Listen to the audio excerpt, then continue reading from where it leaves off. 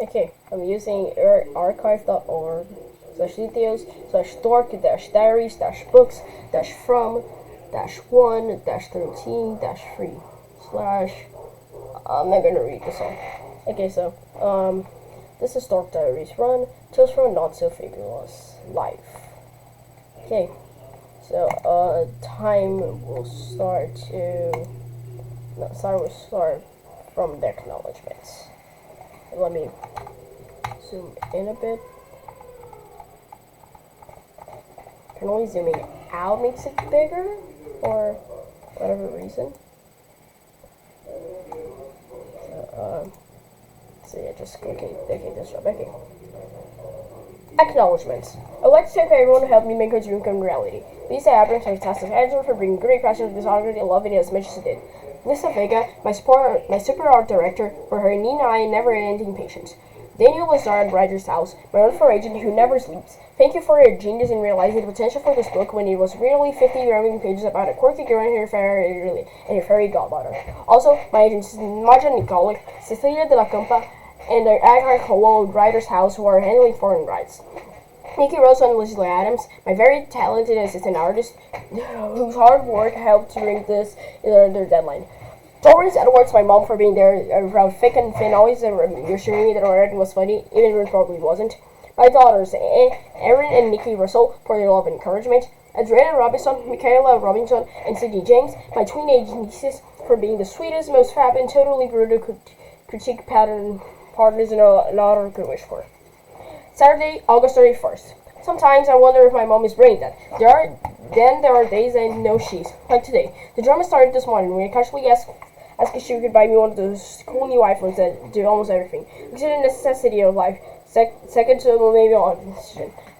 What better way to clinch spawning the CCP, cute, cool, and popular group in my new private school, Westchester Country Day, than dazzling them with a wicked new cell. Last year, it seemed like I was the only student in my entire middle school who didn't have one, so I bought another used phone super cheap on eBay. It was bigger than what I wanted, but I figured it could go on for a clearance price of only $12.99. I put my telephone in the locker and spread the word that everyone can now call me the whole juicy gossip of a new telephone that kind of minutes before my social life started heating up. I really never did two CCP girls screaming, walking down the hall in my direction, chatting on their cell phones. They came right over to my locker and started actually super friendly. Then invited me to sit at lunch. I was like, okay. Yeah, I was jumping up and down on my Snoopy happy dance. Then things got really strange. They said that they had heard about my new $600 juicy cultural design cell phone that everyone, me the rest of the CCP crew, couldn't wait to see it. I was about to explain that I just said juicy gossip on my new phone, not new gossip on my juicy phone. But I never got a chance because unfortunately my telephone started ringing. Very not really loud. I was trying my best to ignore it, but both CCP girls were like saying me like, well, are you going to answer it? Ring, ring. Obviously I didn't want to answer because I had a really bad feeling that we were going to be a little disappointed when they actually stole my phone. So I just stood there praying that it would stop ringing. But it didn't, and pretty soon everyone in the hall was hearing me too. Finally I gave in, so I opened the locker and answered the phone, mainly to stop that awful ringing. Like, hello? Sorry, wrong number. And I turned around and CCP girls were running down the hall screaming, "Make it away! That's what I meant. They didn't want me to sit at lunch anymore, which really sucks. The most important lesson I learned last year was having a creaky phone or none at all can totally ruin your social life. While hundreds of every party girls regularly forget to wear undies. Not a single one of them could call them from her cell phone, which is why I was a negative on me buying an iPhone. I trusted my own money to buy one, but it was impossible to do. Mainly because I'm an artist and totally addicted to drawing. Like, if I don't do it every day, I'll go nuts. I spend all of my cash on sketchbooks, pencils, pens, art camp, and art stuff. Hey, I'm so broke I have a milkshake on layaway at McDonald's. Anyway, my mom came home from all of her special back-to-school present for me. I was pretty sure I knew what it was. She rambled on about how my attending new private school was going to be a stressful time for mental personal growth, and now my best coping mechanism would be to communicate with my thoughts and feelings. I was absolutely ecstatic because you can communicate with a new cell phone, right? I kind of zoned out on most of what my mom was saying because I was daydreaming about one of the cool ringtones, music, and movies I was going to download. It was going to be love at first sight. But after my mom finally finished her little speech, she let her real big, hugged me, and opened the book. Opening it frantically flipped to the pages, figuring that maybe she had hidden my new stuff on the inside. I'm very perfect sense all the time because all the advertisers said it was the fittest model on the market. But slowly it dawned to me that I'm not getting myself in, and So Confidence was just a stupid little book. Talk about major heartbreak. Then I noticed that all the pages were blank. I was like, oh no, she didn't. And what had given me two things: a diary and irrefutable evidence she is, in fact, clinically brain dead. Absolutely no one writes their own intimate feelings in deep dark secrets in a diary anymore. Why? Just because one or two people knowing all your business could clearly ruin your reputation. You're supposed to post this kind of juicy stuff online on your blog so millions can read it. Welcome to my blog. True confessions, juicy gossip, dark secrets. Only a total dork would be called writing a diary. This is the worst present I have ever seen in my entire life. I wanted to yell. I tried my lungs. Mom, I didn't need a stupid book with 288 blank pages. What I need is to be able to communicate through my thoughts and feelings to my friends using my very own cell phone. Wait, silly me, I keep forgetting I don't have any friends. Yet, that I can change overnight and I need to be prepared with a shiny new cell. In the meantime, I will not write this thing ever again. Never, ever. Monday, September 2. Okay, I know I said I'd never write in this diary again. I meant it at the time. I'm definitely not the kind of girl who grows up with a diary and boxes of gossip about chocolates, rather a bunch of really sappy stuff about my dreamy boyfriend. My first gifts are or my overwhelming angst about the horrific discovery that I'm a princess of a small French-speaking British boy and now worth millions. This is so not me. Pedicure, design, clothing, beauty, brains, perfect skin, skinny hair, cute flirty habit of twirling hair that drives the guys wild, manicure, chocolates from adoring boyfriend, perfect body, exciting diary, princess tiara. Life totally sucks. One day I wandered around and used to look like a zombie lip gloss. Not a single person bothered to say hi. This is me. Most of the time I feel invisible. How am I supposed to film this snobby prep school like Westchester Country Day? This place is Starbucks in the cafeteria. I heard that never been awarded a bug termination contract for the school. They can take their little pity scholarship and give it to someone who wants it and needs it, because I sure don't. Tuesday, September 3. It's way past midnight. I'm thinking about to freak out because I still don't have any of my homework done. The assignment is for Honor's English Lit, and we're reading A Midsummer Night's Dream by Shakespeare. I was kind of surprised because I didn't know he wrote teen chick lit. It is about a mischievous fairy named Puck who tries to break up a really cute couple lost in an enchanted forest. Party! Then this guy with a donkey had crashes in a big fairy party who hooks up with their queen. Pretty weird stuff. Our homework assignment is to complete 3 essay questions about Puck. Would you consider Puck the protagonist of the play? Why or why not? 2. How do Puck's personality and actions set the mood of the play? 3. Use your imagination and provide either a detailed physical description or a drawing of Puck. The first 2 questions weren't that hard, and finished them in no time at all. However, the third question threw me for a loop. I didn't have the slightest idea what Puck looked like. I tried to imagine him with cute little pointy ears and as hot as Nick Jonas, Corby Blue, Justin Timberlake. I was so dying how I was having a messed up a name like Puck and completely ruined his life. I bet it probably was good. His skin called it puke, shimmock, yuck, or something worse. Poor Puck. Sad face. I tried to go to the educational website, Breaky something or other, that everyone plagiarizes to find a picture of Puck. But I couldn't remember the name of it and was too lazy to Google it. I was really surprised to hear a knock on my bedroom door. It's late at night. It soon was a 6-year-old sister, Brianna. About a week ago, she lost one of her front teeth and buried it in the backyard to see if it would grow. She's forever doing crazy weird stuff like that. My mom says because she's still a little kid, but first I think because she has the key of a box of crayons. As a little joke, I told Grandma the tooth fairy collected teeth from all the children over the wood, then super glued them together to make dentures for old people. I explained to her that she was in big trouble with the tooth fairy. She said she had dug a hole and buried her tooth somewhere out in the backyard. If I started out, Brianna totally believed me. She actually dug up half of Mom's flower garden to find her tooth. And since then, Brianna has been paranoid the tooth fairy could sneak into her room in the middle of the night and pull out teeth to make dentures. But my prank kind of backfired because now she absolutely refuses to use the bathroom at night unless I first check to make sure the tooth fairy is not hiding behind the shower curtain or under the bath towels. And if not quick enough, gonna have a little accident right on my bedroom carpet. But what if the tooth fairy is hiding under? Whoops! Unfortunately, I had to learn the hard way that, contrary to the TV commercial, Car Fresh does not remove all odors. Like for me, it wasn't Brianna and my dog, but my parents. before I could say, come in, they just kind of boxed me like they always do. Which really irritated me, because it's supposed to be my room. And as an American citizen, I have a constitutional right to privacy, which they keep invading.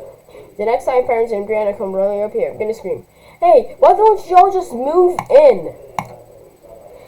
Private, no trespassing. Hashtag at $, percentage, ampersand, exclamation mark. Anyway, my parents said they were surprised to see that I was still up doing homework, and they wanted to know how things were going at school. It was really strange, because I was about to answer. I had a total meltdown right at the spot and burst into tears. What? My parents were shocked and stared at each other. Finally, Mom hugged me and said, my poor little boo-boo, which only made me feel worse. Not fitting in school was bad enough, but now I had to suffer the additional humiliation of being the only 14-year-old still being called little boo-boo. Suddenly, my dad's face lit up. Hey, I've got a great idea. We know you've been under a lot of stress lately, but if we're moving to school, I bet if posting some positive information around house would help you adjust. You think? I was like, okay, Dad, this is what I think. It's a stupid idea, like sticky notes with corny sayings on them. You'll solve my problem being a total loser at school. You want to know what else I think? The article I read about bugs and magic chemicals getting off brain cells is probably true. But I just said it inside my head, so no one knows who me but me. My parents kept staring at me. It was starting to creep out. Finally, after what seemed like forever, almost I said, "Hi, just remember we love you, and if you need us, you're right down the hall." They walked into their bedroom. For several minutes, I could hear their muffled voices. I guess they were probably discussing whether or not I should be committed to a mental hospital, then or first thing in the morning. Since it was so late, I decided to finish my book assignment during study hall. I wonder if you still have to hand in homework and locked up in a cycle ward. Wednesday, September 4th. My new issue of That's So Hot magazine says that secret to happiness is the 4 F's. Friends, fun, fashion, and flirting. But unfortunately, the closest I've ever got to friends, fun, fashion, flirting is having it in the locker next to Mackenzie Halster. She's the most popular girl in the 8th grade. Lucky me. I had just finished fighting my way through the crowded hallways to get my locker, and almost being trapped alive. Then suddenly, by magic, the huge monster parted right down the center, just like the Red Sea. That's when I first saw Mackenzie, strutting down the hallway like it was a runway of a Paris fashion show or something. She had blonde hair with blue eyes, was dressed like she had just left of a photo shoot for the cover of Teen Vogue. And everyone, except me, immediately fell under her powerful hypnotic spell and totally lost their minds. I said, Mackenzie, you look hot, Mackenzie. Are you coming to my party this weekend, Mackenzie? Look, your shoes, Mackenzie. Will you marry me, Mackenzie? You'll never guess who has a crush on you, Mackenzie. Is that not other designer person, Mackenzie? I'm tired today, Mackenzie. I'll pluck off my eye with a pencil and eat it with a spam mustard sandwich. If only you see it with me at lunch today, Mackenzie. Which also in first year, there's always at least one seriously mentally weirdo in every middle school across America. It was like, Mackenzie, when she walked up to the locker next to me. And I knew I was going to have a very bad school year. Being so close to the radius of her awesome yet sickening perfection just made me feel a humongous loser.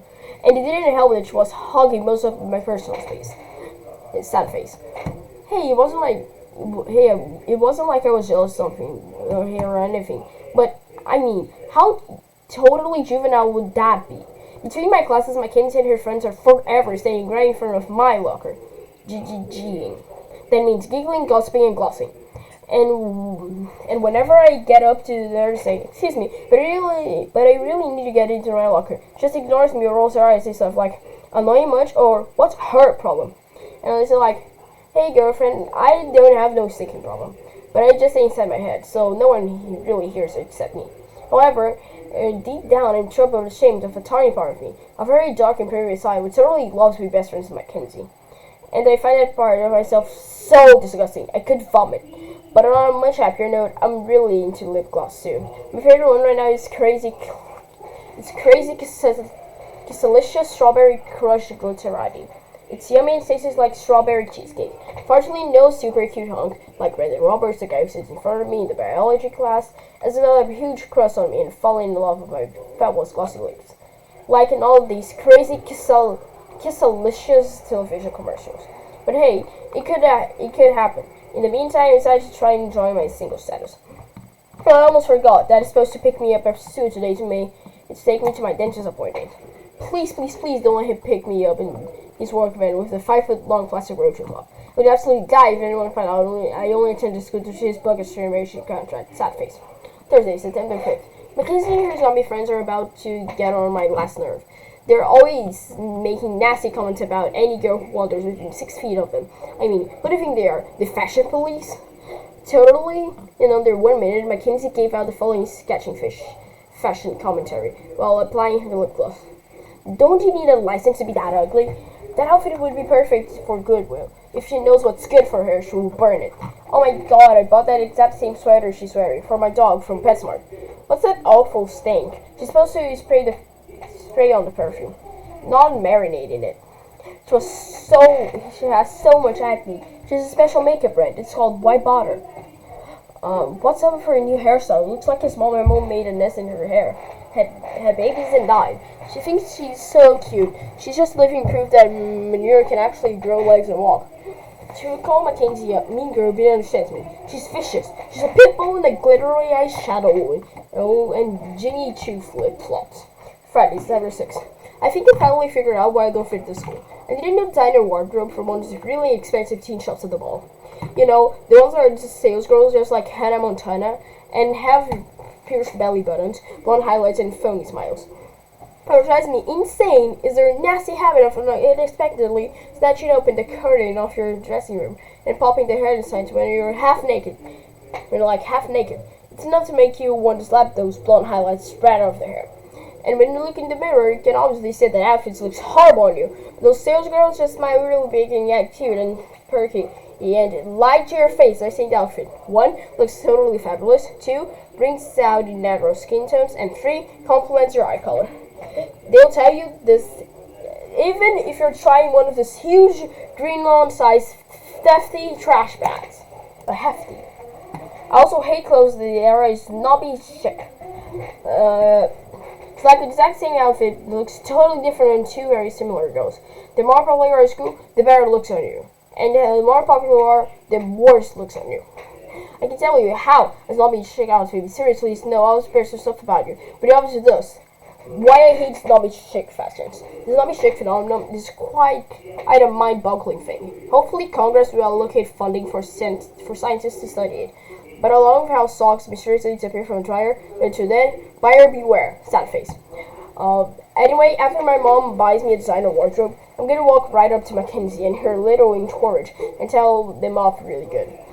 But before I say anything, I'm going to put my hands on my hips and actually do the neck roll thing like Tyra Banks. Just to show them how much attitude I really have. Tyra says every girl must find her own inner beauty deep down inside. Not all the haters. She's still sweet and wonderful role model. Although I have to admit, she's kind of scaring America's next top model. Especially when she's screaming stuff at those sport contests like, "You fat worthless skanks, you'll never ever make it in the modeling industry like I did. You have no idea how much I've bled and suffered." And wipe that smirk off your face before I slap it off, you little hashtag at $, percentage, ampersand, exclamation mark. Then she starts crying hysterically, copying Tic Tac breath mints.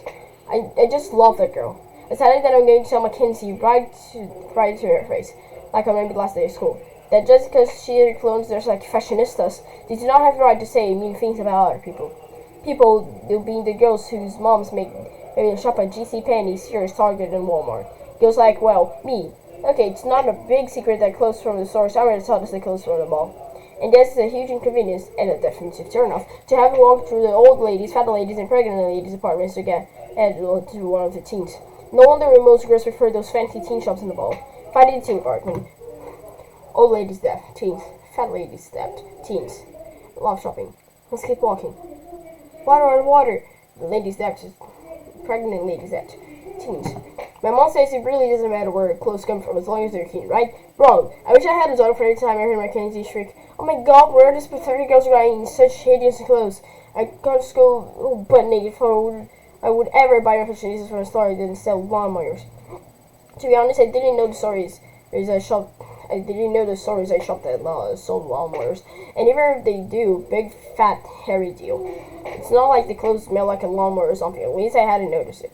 The next time I go shopping, I'm going to sniff the clothing before I buy anything, just make sure.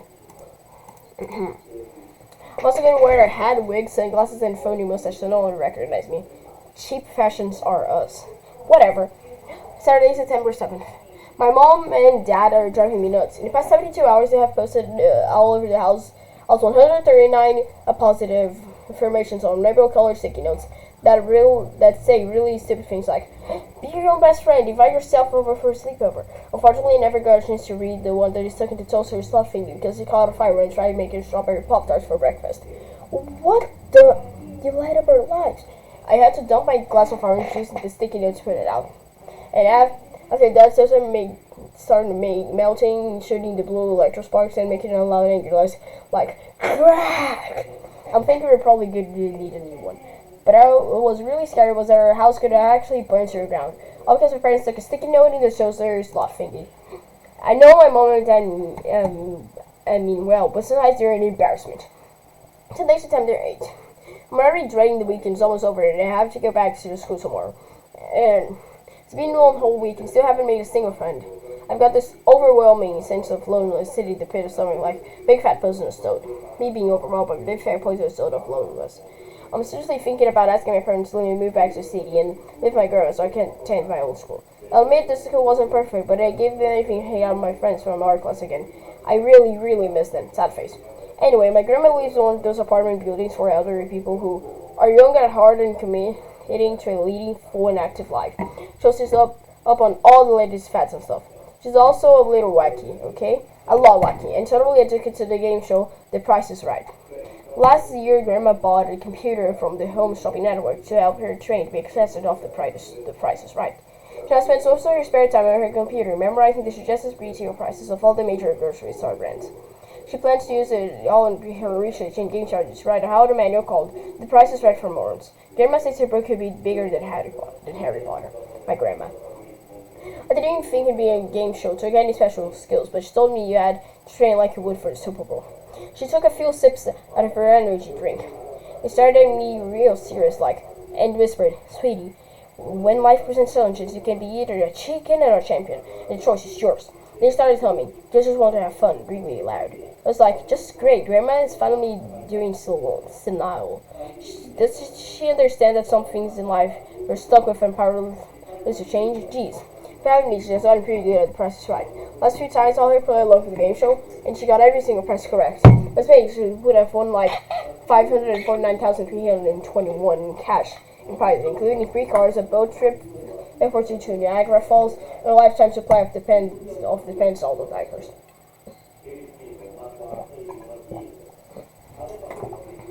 Where? I gave her a big hug and said, Grandma, you have mad skills at The Price is Right game. And I'm really proud of you, but you should really try to get out of the house more often. You ever just smiled and say her life is exciting now that she's taking hip-hop dance lessons at the senior rec center. And her dance teacher, Crump Daddy's dope. Then she asked me if I wanted to see her bust a move. She was actually pretty good for a 76-year-old. Grandma's a little wacky, but you gotta love her. Monday, September 9th. This morning, the halls were plastered with colorful posters of random acts of avant-garde art, our annual school's art show. I'm super excited because the first prize for each class is $500 cash. Sweet. And that would be enough for me to buy a cell phone, a new outfit, room doll, and art supplies. But most important, winning is an award that could transform me from a socially challenged art dog to socially charmed art diva. Practically overnight. Who would funk my art skills thinking they could get me to the CCP clique?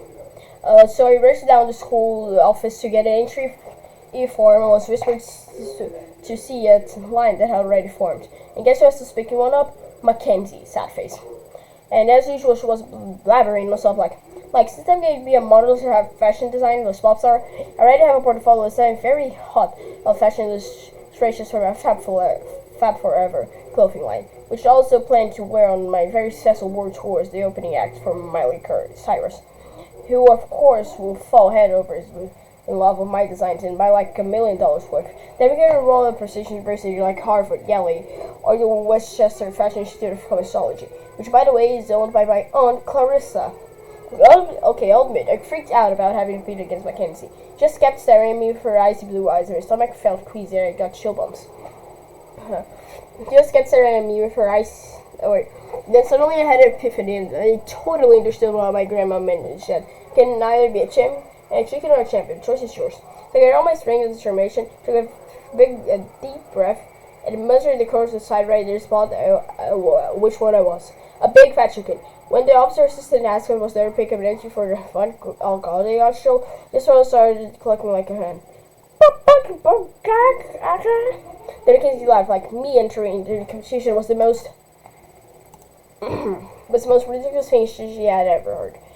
That's when I spotted yellow sided up sheet for a library show assistant, also known as the LSAs. Every day there's story how few kids get excused to go to school library to show books. LSA's lives about excited just watching paint dry. So I started to achieve my dream of winning a major art competition. I basically started to the shelf, dusty and boring library books. My future is miserable life as a library shopping assistant. Cough, cough, hack, hack. Chew, wheeze, cough. I still had a burning puke, and it's all Mackenzie's fault. When I reported the library during study hall, the librarian in his speech gave me a tour. She told me we'd be working 200 ghosts that signed up last week. But what I wanted to know was who in their right mind would sign up to a shelf library books as an extracurricular activity. Well, at least I had a good excuse. I did it while I was temporarily insane from Mackenzie's eye system, which had frozen my brain cells, slowed my heartbeat, and totally immobilized my body, so I couldn't sign up for an avant-garde art competition. Tuesday, September 10th. I had the most horrible accident ending French class today. While I was taking my French textbook out of my backpack and perfumed body spray, I called Sassy Sasha. Sasha fell on the floor. Unfortunately, the little white nozzle thing popped off. I just kept spraying until the entire can was empty.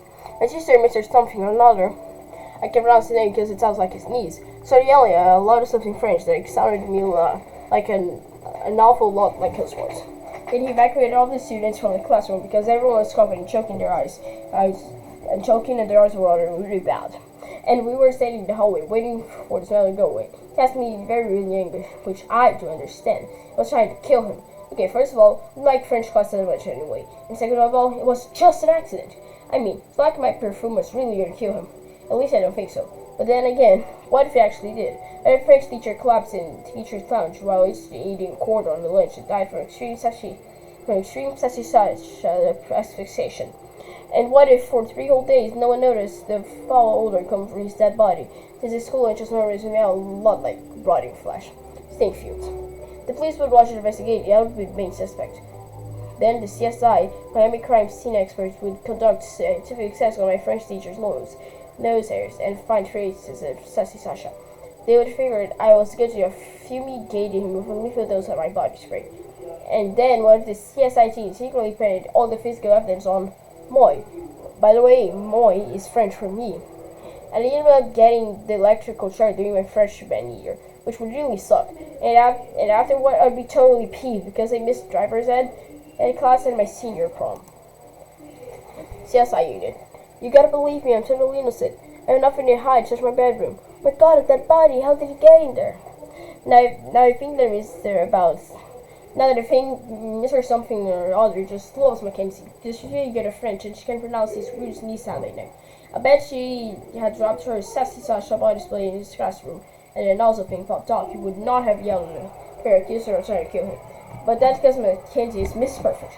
I bet she's going to even win the avant-garde art competition. After one, just out of spite, she'd probably each check out like 109 books from the school library and then return them all the next day. Of course, I'll still be the one stuck having to petition everyone their way since I'm stuck in the library shelving assistant. My federal like is so unfair, it makes me want to scream. Sad face. Wednesday, September 11th. Today everyone in the cafeteria was super excited because Mackenzie was sending out invitations to their big birthday bash. The way Lisa Link and Sarah Grossman were crying, hugging each other, and thinking they were going to be in my super sweet 16 or something. It was beyond disgusting. Mackenzie saw your friends crying phony tears, each other phony smiles and phony hugs. Mackenzie's phony friends and crying phony tears and each other phony smiles and phony hugs. Lisa Link, Sarah Grossman. They remind me of the Olsen twins. For the life of me, I never understood why those sisters were always hugging each other. They were the first set of non-Siamese twins, so people actually thought were joined at the hip. For the rest of the day, everyone Mackenzie invited to the party showed up to her like a human vacuum cleaner. Except for Brandon Roberts. When she gave him an invitation, she tried to flirt with him by had twirling hair around her fingers and eating really big. But she even accidentally dropped her purse, so he would pick it up for her, just like Tyra says. This is when you're trying to get a guy to notice you. But Brenda just accepted Mackenzie's invitation, shoved it up to backpack, and walked right past her. And boy did she get upset when he blew her off like that. Then a bunch of jocks trampled all over his new $300 very Bradley bag before she could pick it up before. First one kind of flagged the dirty footprints, better than a boarded floral pattern. Anyway, Randy's so cool. From what I can tell, he seems to be kind of the quiet rebel type. He's a reporter and photographer for the school newspaper and has won a few awards for his proto-journalism. Once he actually sat at my lunch table, but I don't think he noticed me staring at him. Probably because his shaggy, wavy hair is forever falling to my eyes. And today in biology, when he asked if he could take a picture for the school newspaper of me disrespecting my frog, I almost died. I was shaking so badly I could hardly hold the scalpel. And now every tiny detail of his perfect face is permanently etched in my mind. Is it possible that I'm falling in love for the first time? The Biology of My Heartbreak by Nikki Maxwell. I see in my dreams. In your favorite white button-down shirt, sitting across from me in the cafeteria, I never seen everyone eat fries so beautifully. See biology class taking pictures for the school newspaper. When you whisper to death in my soul, hold the frog in an angle. And for it is only you who I can make a photo of a dissected frog, seems so vibrant, so alive, yet dead. It hurts to feel this way, so that you never know me. Do one to run my fingers through your dark, wavy hair. I realized that the putrid smell of formaldehyde and the full gaze of lifeless frog will forever remind me of us. Thursday, September 12th. During my gym class, even the scared of balls girls were gossiping about Mackenzie's party, like one of them would ever get invited. They were really prissy girls who would hang in small groups and scream hysterically whenever a ball comes near them. It could be a basketball, football, baseball, soccer ball, tennis ball, volleyball, beach ball, ping pong ball, rock ball, or even a ball. Oh, they're not very picky. Scared of balls, girls play volleyball. Yuck, yuck, giggle, gossip, tee hee, gossip, yuck, yuck. Claire and Zoe. Whoosh. Claire and Zoe freaked out. Red team wins by 1 point. Your grade is A+. Losers, get the showers. Your grade is C. Team teacher. Our team loses. Sad face. Yep, you can always count on the scared of balls girls to screw things up and lose the game for you. It really sucks to have girls like Chloe and Zoe on your team, especially if you absolutely hate taking showers after your gym class. Just having a shower in school makes me nauseous. It would so literally be their fault if I catch some kind of incurable disease from the slimy mold and mildew growing these nasty showers. Why I hate showering in gym class. Me before showering, slightly steady but clean and fresh. Me after showering, completely covered in stank, mildew and slime. I was really surprised when Chloe and Zoe came up to me after gym class and started talking. Of course, I pretended like I was not teed off with them for running away from the ball, making me have to take a shower. Finally, our librarian, Mr. Speech, told them it was assigned to work with them in the library, and they were actually excited about it. Like, what is so excited about shelving library books? But I just played along and pretended to be as thrilled about it as they were. It was like, oh my god, can we even be shelving books together? How cool is that? We ended up eating lunch together at table 9. It was really nice not having to eat alone for once. Chloe's full name is Chloe Christina Garcia, and her family owns a software company. It was amazing because she has read like all of the latest novels. She says she lives vicariously for all the character joys and heartbreaks, and learns a lot of stuff else about life, love, boys, and kissing, which she plans to use when she goes to high school next year. She said she owns 903 books and has read most of them twice. I was like, wow. Today's two names is Zoisha Ebony Franklin, and her mom is an attorney, and her dad is a record company executive. She has heard of practically all of the biggest pop stars. Zoisha still likes reading self-help and is currently seeking ways to enhance her relationship with the 3 mother figures in her life. She has a mom, a grandmother, helped raise her, and a stepmother. I was really sympathetic, since I know from personal experience that having only one mother figure in life can be traumatic and psychologically damaging. Can you imagine having 3? Oh my god. Then Zoe said, how can you stand having a locker next to Mackenzie's? She's like so stupid. She rubs lipstick on her forehead to make up her mind. and being really shallow can sometimes create multifaceted self-esteem issues. I cannot believe Zoe actually said that. I thought everyone in the school worshipped Mackenzie. Laughed so hard that I chewed up carrot bits shot out of my nose. And all three was like, ew, gross. Then Chloe snickered. Hey, carrot flavored bookers, let's give them Mackenzie's sugar and sprinkle them over her tofu salad as a low-carb topping. In the clickbait series, those girls are forever doing evil stuff like that to their frenemies. We laughed so loud at Chloe's joke that kids sitting at tables 6 and 8 turned staring at us. I even saw Mackenzie glance our way, but then she looked away really fast. We didn't even make the huge mistake of believing she was actually acknowledging our existence. I could tell she was wondering what was going on. So now I'm thinking about forgiving Chloe and Zoe for the whole shower fiasco in my gym class. Actually had a pretty good day today. Sad face. Friday, September 13th. I was pretty sick and tired of hearing about Mackenzie and her stupid little party, but since she's a geometry class and sit right behind her, I knew it was just going to have to suck it up and deal with it. I was trying to best and ignore her. She turned around and smiled at me and did the strangest thing. She handed me a bright pink utensil tied with a big white setting bowl. Yes, I almost fell in my chair. I'm just like, oh my god, oh my god, oh my god. It was the most beautiful thing you've ever had seen, other than maybe that new iPhone I won. Who would have thought that I would get an invitation to the party of the year? Then it dawned on me, it seemed by be some real cruel joke. I looked around the room for her hidden camera, half expecting Ashton Kutcher. I can't believe he's married to a woman older than my mom. To jump out of the closet and yell, "You just got punked!" Then I realized that most of the other girls in my class were staring at me with empty disbelief. It was really weird because suddenly I noticed that I had tiny lint balls over my favorite hoodie. It made me feel self-conscious, so I tried to pick a few of them. None of my crazy friends would be called dead, and not from the mall hoodie with lint balls on it. So I made a make-up though. Barn current wardrobe.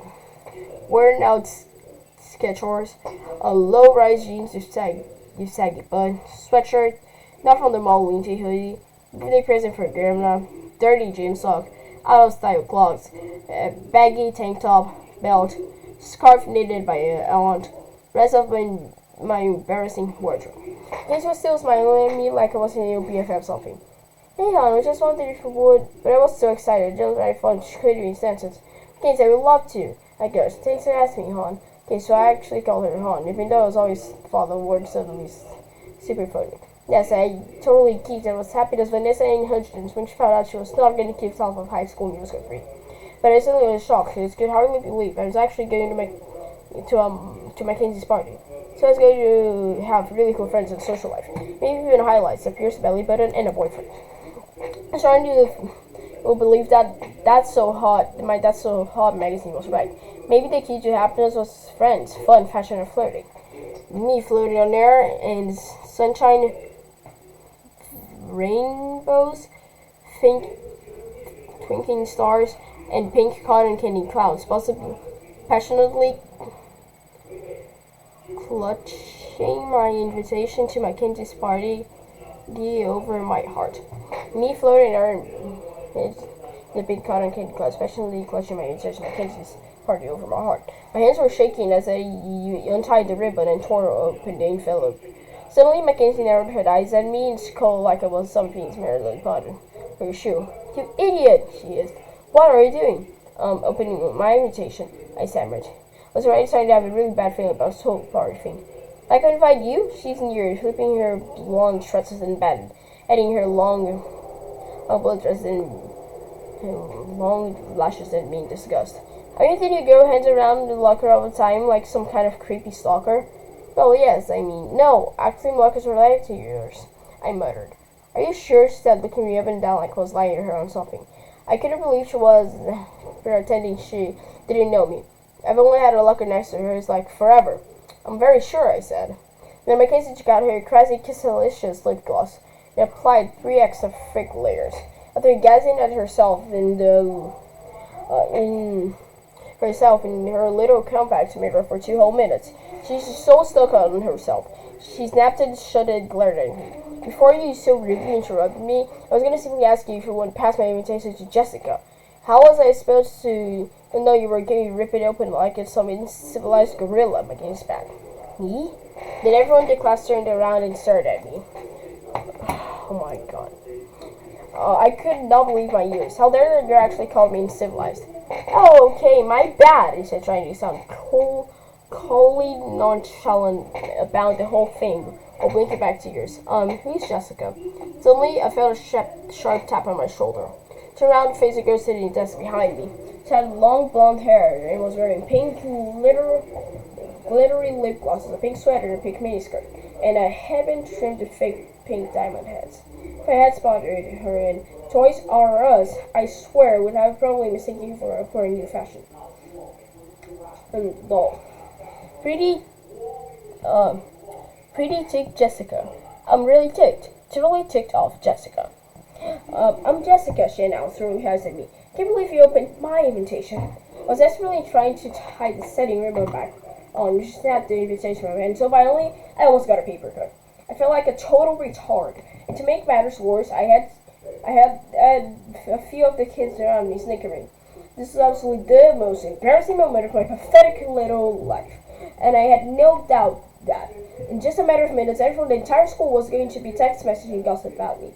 I was relieved when our math teacher, Mr. Sprigg, finally started class. She spent the entire hour on board reviewing how to calculate the volume of a cylinder, sphere, and cone for a coming test. How to calculate volume. The volume of a cylinder equals the area of the base, x height, equals pi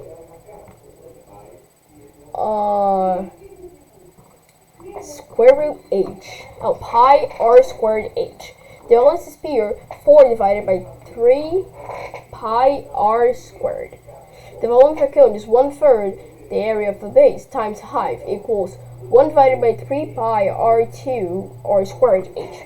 But I was too freaked out to concentrate on math formulas. I was certainly not listening. I just sat there staring at the back of my Kansas head, wishing I could disappear. I guess I must have been really upset because a tear rolled down my cheek and splattered into my geometry notebook. But I wiped it out to leave it off my not from the mall windbell covered hoodie before anyone saw it. Even though I was totally bummed about the drama over the invitation, I really wasn't mad at Mackenzie. I'm such a loser. If I was having a party, I wouldn't invite myself either. It's a party and you're not invited. Saturday, September 14th. I had the most horrible week ever. Why? Because Mackenzie has been trashing my life. First, she ruined my chances at the avant-garde competition. Second, she dissed me by not inviting me to the party. Third, she ridiculed me by calling me uncivilized. Fourth, she publicly humiliated me by giving up an invitation then uninviting me. Fifth, she tried to steal the one true love of my life, Brendan Roberts, by twirling her hair and flirting with him. I tried to spend my entire weekend just sitting on my bed on pajamas, staring at the wall and sulking, which, strangely enough, always seems to make me feel a lot better. Me getting my sulk on. But my plans were completely ruined.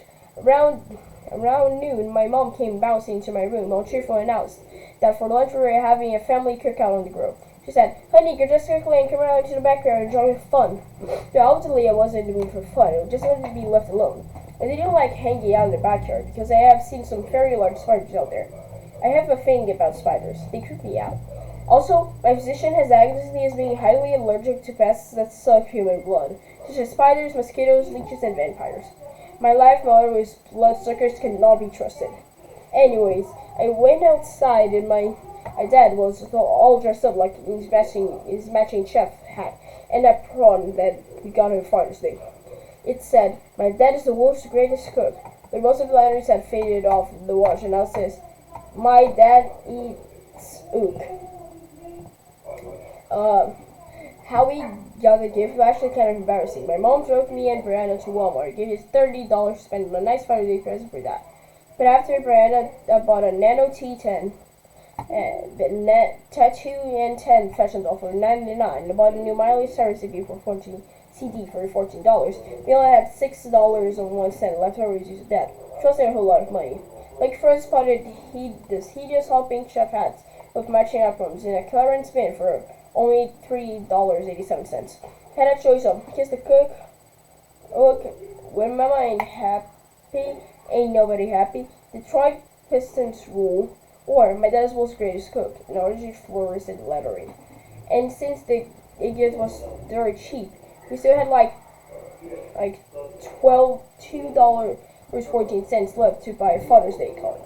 But I convinced Brianna that we'd much rather have a handmade card for us that she could make for free using notebook paper, crayons, and glitter. She totally bought into it. Used the last few dollars to buy herself popcorn and an extra large strawberry or mango smoothie. The snacks tasted good, considering the fact that I was starving at the time, and they came from Walmart. Who would have think that would have loved that tacky gift so much? This absolute best Father's Day gift I ever received in my entire life, he said, and got all teary-eyed, which is not saying much because every year Brandon and I did ourselves finding 3D Father's Day gifts. But we always managed to tag some of the really great swag for ourselves. Father's Day is our favorite holiday after our birthdays and Christmas. Anyway, my dad was grilling me while whistling old disco tunes. Then, out of the blue, he suddenly developed major complication. Now he's just wishless but with his grilling. I guess you could call it a bug problem. So he told me to run into the house and get the can of bug spray. I had a really bad feeling about it. It was like, Dad, are you sure? It was like, I don't plan on sharing my $20 steaks with these pesky flies. Well, that was a big mistake because the bugs were not pesky flies. Bug spray, zap. Did not read that. Net worth, 14 FL ounces. It's pouch and ant killer. Our family barbecue picnic. A story in pictures. The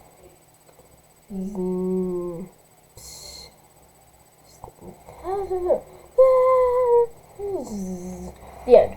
You think that the experienced Terminator recognized the fire and saw one. Fortunately for that, he was dealing with a nest of very angry horned wasps. Well, our cookout ended up being a total disaster. To make that feel better, we all complimented him on how handsome he looked and his snazzy chef had an apron. Even though he was a little dirty from knocking over the neighbor's lady garbage cans when he was running away from the wasps. Poor Dad's sad face. However, the good news is that I was able to go back up to my room and put in a few more hours in intense soaking. Woohoo! Monday, September 16th. Today I had a math test on calculating volume. I was really nervous, mainly because I'm not that good at math. The last time I got a decent grade, the subject was way back in first grade. And even then, I always got half the problems wrong. So it just so happened that I sat across from Andreas Snarkovsky, the smartest ghost in the entire first grade. We were taking a test on addition when I kind of accidentally noticed Andreas' answers to my problems were different from mine. So at the last minute, I decided to cross my answer with an X and use the one she had come up with. It was a good thing I did so because I got an A on the test. My teacher was so pleased with my miraculous improvement. On the day usually did D plus work, she gave me a smiley face gold star. And only geniuses like Andreas Narkovsky earned smiley face gold stars. Since I had morphed into a brilliant math scholar, I also won the Class Student of the Month award, and my picture appeared on a community newspaper. Student of the Month. Nikki Maxwell, mean first grade, with a perfect score on my math test, and now after Andreas Narkovsky, he kind of helped me out a little bit. Mom and Dad were so proud of me. They made 127 copies of my newspaper article and mailed them out to every single one of my relatives all across the nation. Can you imagine how excited they were for me when they opened your letters? Mama Bell. Well, Titi, my foodie, a picture of Dakota Fanning. Malcolm Augustus. It can't be. My long lost now from Vladimir from Kazakhstan. My great-grandmother, Truth. Here's just me. It's Bindi, the Jungle Girl. My third cousin, Billy Bob. FL call the cops. Just got another letter from that crazy stalker. Okay, so maybe some of the relatives didn't recognize me right away. But if they had, I'm pretty sure they would have been really proud. Anyway, my geometry reaction calculate volume was really hard. I know I should have studied more, but since I spent the entire weekend sulking, it kind of cut into my study time. I pretty much prayed like crazy throughout the whole test.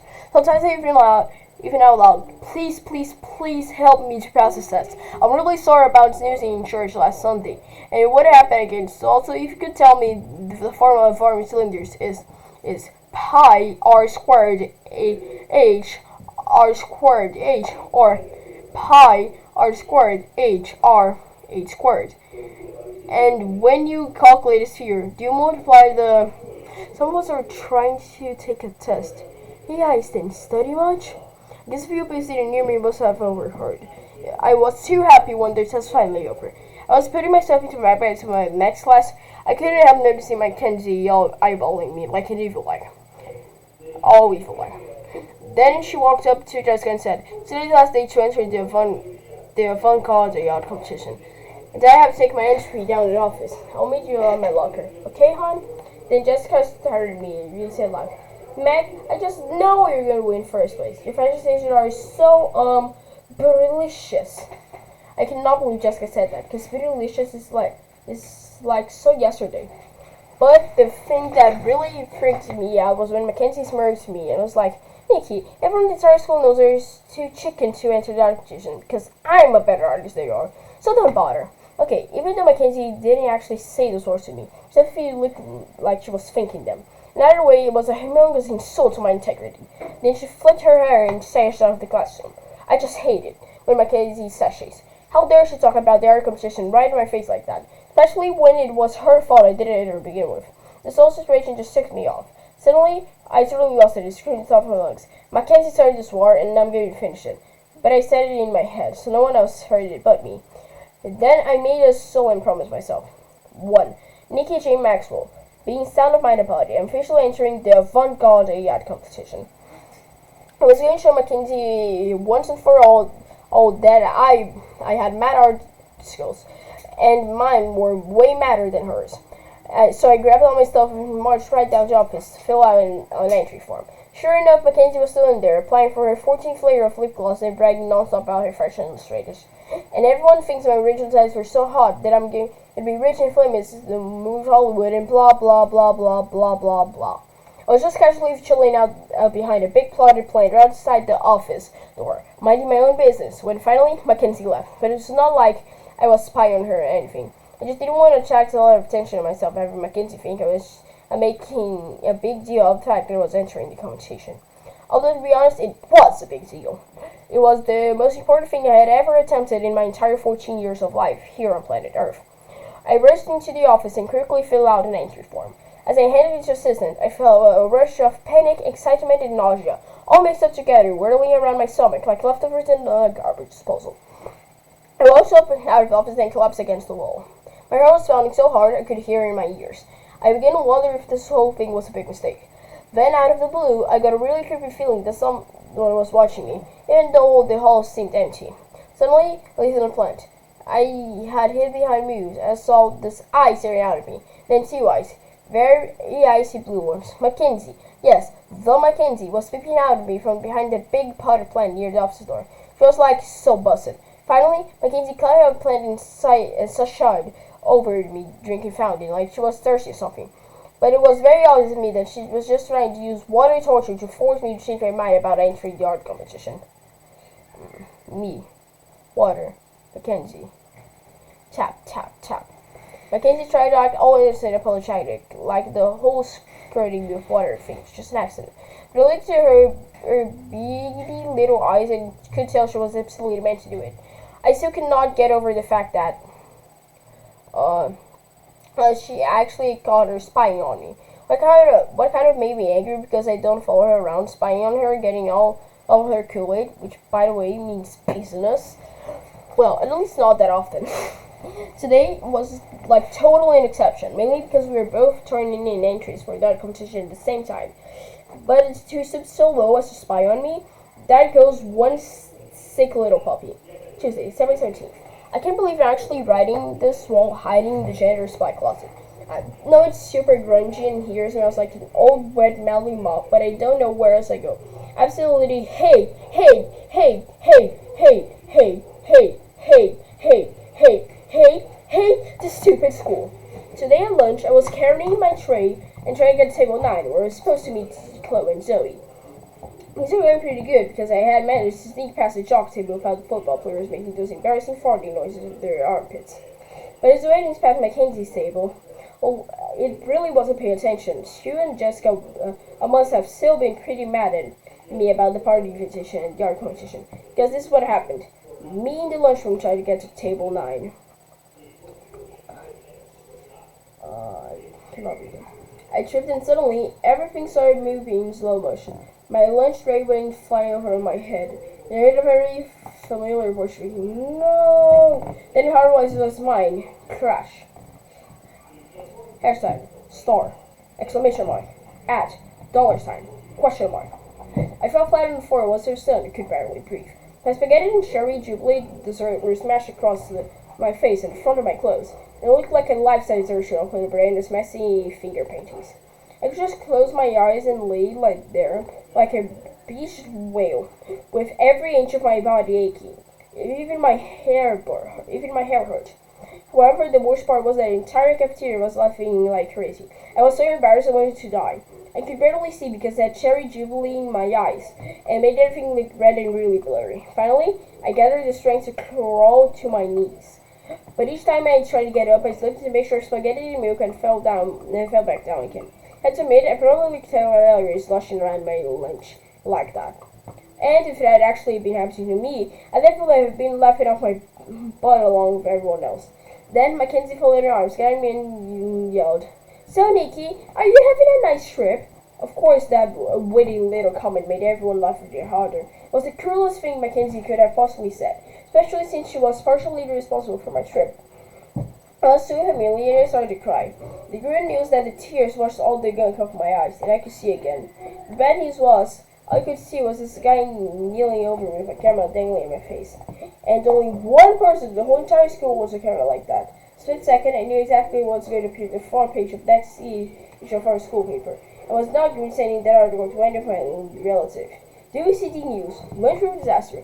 8th grader wins something that a sloppy joke by Brandon Reeves. It was rather clear to me that somehow, Mackenzie had completely charmed Brandon with her awesome beauty, deliciousness, and lured him over to the dark side, and then brainwashed him. How could my crush, the circle of my life, do such a horrible thing to me? I felt like I had been stabbed in the heart by my favorite lucky ink pen, the hot pink sparkly one with feathers, bands, and sequins on the end, and left to die on the floor of the cafeteria, with everyone watching and laughing, by my beloved Brandon. Then most bizarre thing happened. Brandon kind of smiled at me. He laid his camera out of the way, grabbed my hand, and pulled me off the floor. "You okay?" I tried to say yes, but my voice was making a gurgly sound like it was strangling or something. I swallowed and took a deep breath. "Sure, I'm okay. I had spaghetti for dinner yesterday, but it wasn't nearly this slivery." I cringed. I can't believe I just said that. I'm such a retard. Then I watched Spellblood as Random handed me a napkin in what seemed like slow motion. I almost died right there on the spot when our fingers accidentally touched. Ever so slightly, like a gentle but wild squirrel slurping sweet nectar from one of those dainty purpley flowers in my mother's garden that had accidentally sprayed with her weed killer. Our eyes locked in for a split second as we were gazing into the deep, misty cavern of each other's wounded souls. If I forever remembered the words he whispered into my trembling ear. "I think you have something on your face." I blushed and my knees started feeling wobbly. Probably my lunch. Yeah, probably. Unfortunately, our very serious email convo, which by the way means emotional conversation, was really interrupted by Mr. Snodgrass, our lunchroom monitor, but everyone calls him Mr. Snod, a not so nice word. He started cleaning up the mess on the floor and lecturing me about my responsibility as a young adult to keep my food on tray all the times. Brenda rolled his eyes at Mr. Snodgrass in a very chivalrous manner. And then he kind of smiled at me again. "I guess I'll see you biology." "Yeah, okay, and thanks, for the napkin." "Hey, no problem. Actually, we have napkins just like this at home. My mom got me on sale at Walmart." "Oh, that's, cool. Well, later." "Sure, see ya in bio." Then Brandon picked up his backpack and left the cafeteria. I just crushed the napkin over my heart and sighed. In spite of everything that had ever happened, I suddenly felt very happy and butterfly-ish all over. But I had the feeling lasted only about 10 seconds, because that's how long it took for me to notice Mackenzie. She was so angry and her whole face was all droopy and distorted. She actually looked a little scary. I hope you're not stupid enough to think he'd like a loser like you. She held like a banshee. But I guess it was still kind of genuine because I didn't have the slightest idea what she was talking about. He? Who? Asked. That's when Jessica blurted out. You're such a klutz. Oh my god, look at her. I think she peed her pants. And then Mackenzie was like, oh my god, you're right. She did pee her pants. Both of them started laughing and pointed at me again. I just saw my eyes and said, yeah, right, spilled milk on my pants. Don't you moderns know milk when you see it? Then I ran out of the cafeteria and went straight to the nearest girls' restroom. Inside there were about 5 girls on a mirror trying one another's lip gloss papers. Then they completely froze and just stared at me in the horror with their mouths wide open. It was like they had never seen anyone covered from head to foot in spaghetti and cherry jubilee before. Some people are so rude. I kind of staggered back to the hallway like a zombie, but instead of leaving a trail of slimy, rotted flesh, I left a tray of spaghetti, sauce, and cherry jubilee. Then I noticed the door of the janitor's ukulele closet near the drinking fountain was cracked open a little bit. I peeked inside and instead of knowing there, I snuck in and closed the door. I felt so horrible. That's when I burst into tears and started writing in my diary. Pretty soon I heard someone vaguely familiar voice whispering snicker outside the door. Oh, 1 hour, nice. I just knew Mackenzie and her peeps were trying to track me down and harass me some more about peeing my pants. Are you seriously in there? I think so. The spaghetti leads right at the door and stops. And look, cherry jubilee footprints just being there. I was like, just great. I wouldn't have given anything to just disappear from thin air. Then they actually had the nerve to knock on my door. Oh, not exactly my door, but the door to the janitor's closet. I felt like video in one of those horror movies where the ghost home alone and hears a knock on the front door. And when she goes to open the door, everyone's like, don't open it. But she opens the door anyway because she doesn't know she's in a horror movie. Friday the 14th, midnight on Elk Street. Knock, knock. Who's that knocking? Hey, maybe it's a pizza guy. Huh? So you say that you're giving out free haircuts? But I was not stupid. I knew I was dressed in a horror flick, so I didn't open the door to the janitor's closet. All of a sudden, it got really quiet. I suspected it was a trick to make me think they had left.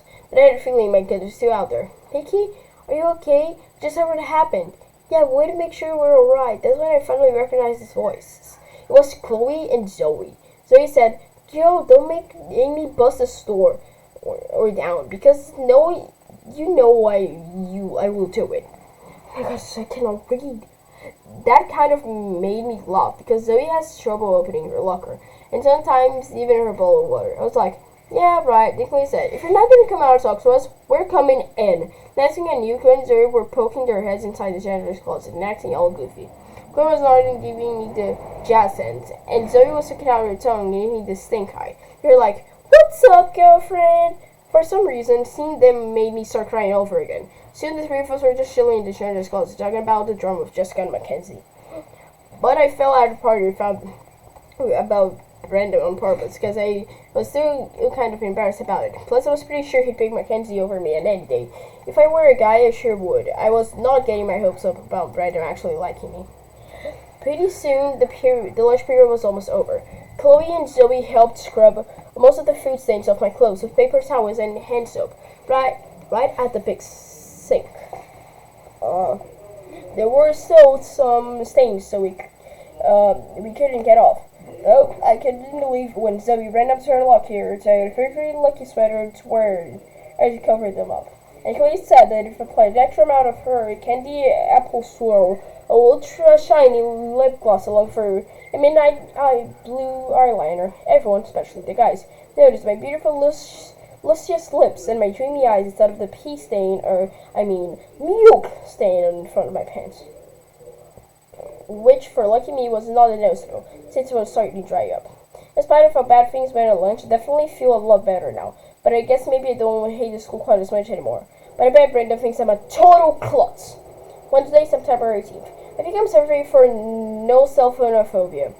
I know it sounds like some really nasty disease where I covered from head to toe with itchy, runny sores or something just like that. But it's actually the irrational fear of not having a cell phone. The worst thing about no cellphonophobia is that sometimes causes hallucinations and make you do insanely stupid things. I think I had an attack with this very debilitating debilitating disease on my way home from school today.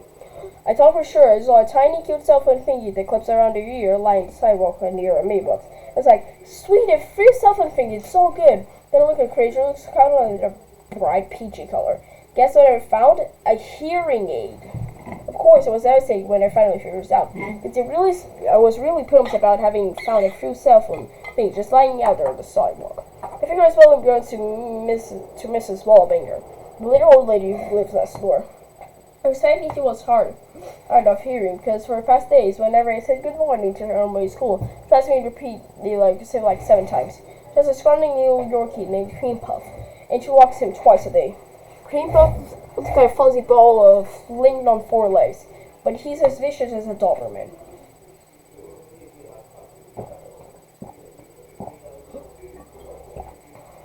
Water. Anyway, I spent 5 minutes trying to decide whether or not knock on Mrs. Wallabanger's door and ask if she had lost her hearing aid. But I figured if she hadn't, it would be a waste of my time and energy. If she had, it would be an even bigger waste of my time and energy. I was right. This is what had happened. What I said. Hi, Mrs. Wallabanger. I just stopped to ask if you lost. What you said? What did you say, Missy? Your hearing aid. What did you say, Missy? Your hearing aid. Is it lost? Hey, speak up. What did you chaw? Did you lose your hearing aid? Hey, what did you say? Did you lose my hairy legs? Hearing aid. Don't refresh me, you little whippersnapper. My hairy legs are not for beeswax. Get off my property. I was like, never mind. My little chat with Mrs. Wallabanger did not go well, so I figured I'd just hold on to her hearing aid for a while. She's the only thing comes out of her house walker dog. What's the worst that could happen? Hey lady, be careful, this I did pile off. Huh? Cream Puff, dear, is that all yellow leaf sunkers? Huh? Did you hear me, ma'am? I said watch out for the wet cement. Okay, so maybe the worst that could happen is Mr. Wallabanger gets run over by a semi-truck. But I could really say it was my fault. First, it's very nice leave. Today, my social studies Mr. Simmons reminded me of class that our project on how recycling can help us stop global warming due on Monday. I didn't have the slightest idea what I was going to do. I figured I'd just wait until my creative juices started flowing and come up with something the night before, like I always do. Anyway, at lunchtime I saw a group of CCP girls crowded around Mackenzie, raving about her brand new Prada cell phone. And get this, she had a cell phone thingy clipped on her ear that looked almost identical to the hearing aid I had found. Even though I was starting to feel a little guilty about keeping Mrs. Wallabanger's hearing aid, I still got this fantastically brilliant idea for my social studies project. My project was going to encourage recycling, cut down on pollution, help stop global warming, reduce the number of phone airbags acting on non-stop on cell phones, boost my popularity at school by making everyone think that they owned an expensive new cell phone thingy just like Mackenzie's. I borrowed my dad's video camera and taped my project. How to make a false cell phone thingy from an old hearing aid. A social studies project by Nikki Maxwell. Hi, I'm Nikki. I'm going to show you how to make a false cell phone thingy from an old hearing aid. The word false sounds like faux, as in phony. The French should not be word used like fake. It's faux. Okay. Step 1. Gather supplies. For this project you need 1 hearing aid, recycled, found, or borrowed. 1 paper plate, 1 can spray plant, black or silver depending on what you plan to make. Step 2. Paint your hearing aid. Utilizing my very expert and highly creative skills in art and crafts, I placed my recycled hearing aid on a paper plate. Then I carefully spray painted a shiny metallic black. Next, I allowed the paint to dry for 30 minutes. Recycling is a vital step in stopping global warming, as it's a my fine teacher, Mr. Simmons, that taught me on social studies class. With Mr. Simmons. Step 3. Make up a script for phone calls. Their phone figure looks so real, it'll fool your family and friends. You must always keep in mind that it's not real. This means you have to make phony things to say while we're wearing, like dee dee dee dee dee dee. This is your phone ringing. I recommend using a very high pitch voice for intensity. Or you can sing or hum your favorite song for a top 40 ringtone. Oh my god, I can't believe she actually said that. I'm going to hang up and call internet because cool gossip right now. I'd really love to give you my cell phone number, but I get so many calls that my bad. But I get so many calls. Oh, that my friend said I'm not allowed to give it out anymore. Or to take away my phone. But if you like, I can put it in my waiting list to receive it. Hello, hello? Can you hear me now? You're breaking up? Hello? Hashtag at $, percentage, ampersand, exclamation mark. Another dropped call. I hate having inserted with a Cootie cell phone company as a service provider. Hello, I'd like to order a large pizza with extra insert favorite pizza toppings and hold the insert least favorite pizza toppings. Thanks. Shoot, this stupid thing isn't working anymore. Either my battery's low or I need to buy some minutes. Sorry. The convenience lies you tell someone that asks to borrow your cool phone make a work call. Remember, it's not real. Step 4. Clip your cell phone thingy on your ear and start talking. Congratulations. Your new full cell phone thingy is now ready for public use. Impress your family and major friends. Most important, do your part to help stop global warming by recycling an old hearing aid into a full cell phone thingy today. The end. Unfortunately, I had a little complication with step 4. After dinner, I decided to practice humming my ringtone so I could start receiving phone calls in school tomorrow. I had been wearing my phone for only about 5 minutes when I felt a mild irritation and a burning sensation on my right ear and the air around it. However, after 10 minutes, it turned a full-blown rash, a really irritating one. I didn't take long before he called the conclusion that rash was all my mom's fault. I started bother to tell me it was a highly glorious, shiny, metallic black spray paint. I'll never know. I mean, she had to have known this information, right? She's the same woman who gave birth to me. Luckily for me, my dad still had some anti-sesame cream left over from time he got attacked by those wasps. So,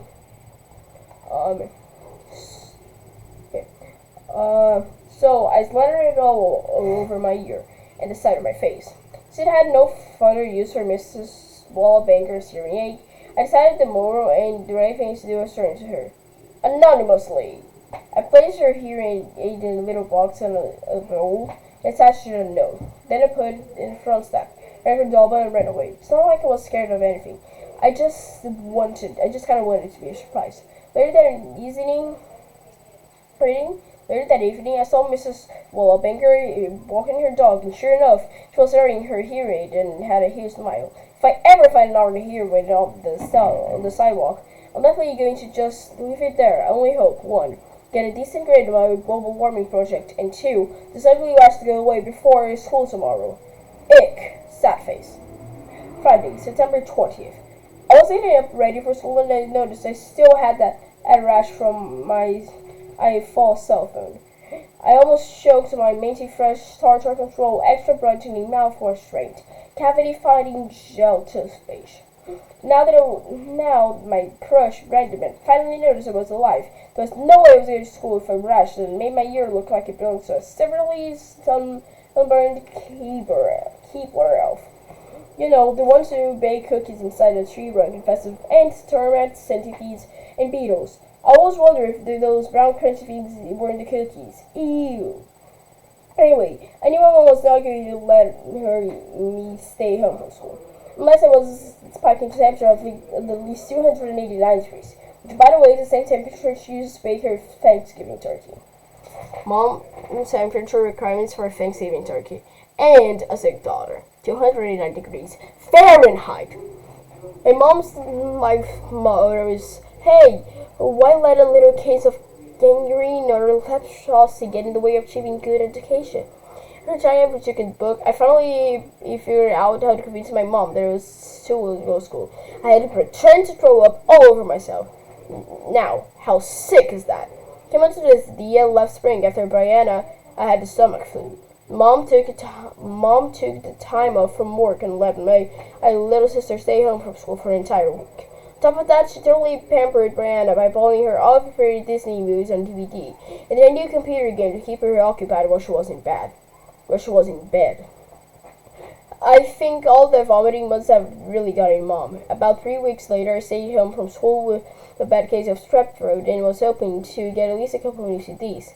out of it. But all Mom bought was a little cruddy box of popsicles.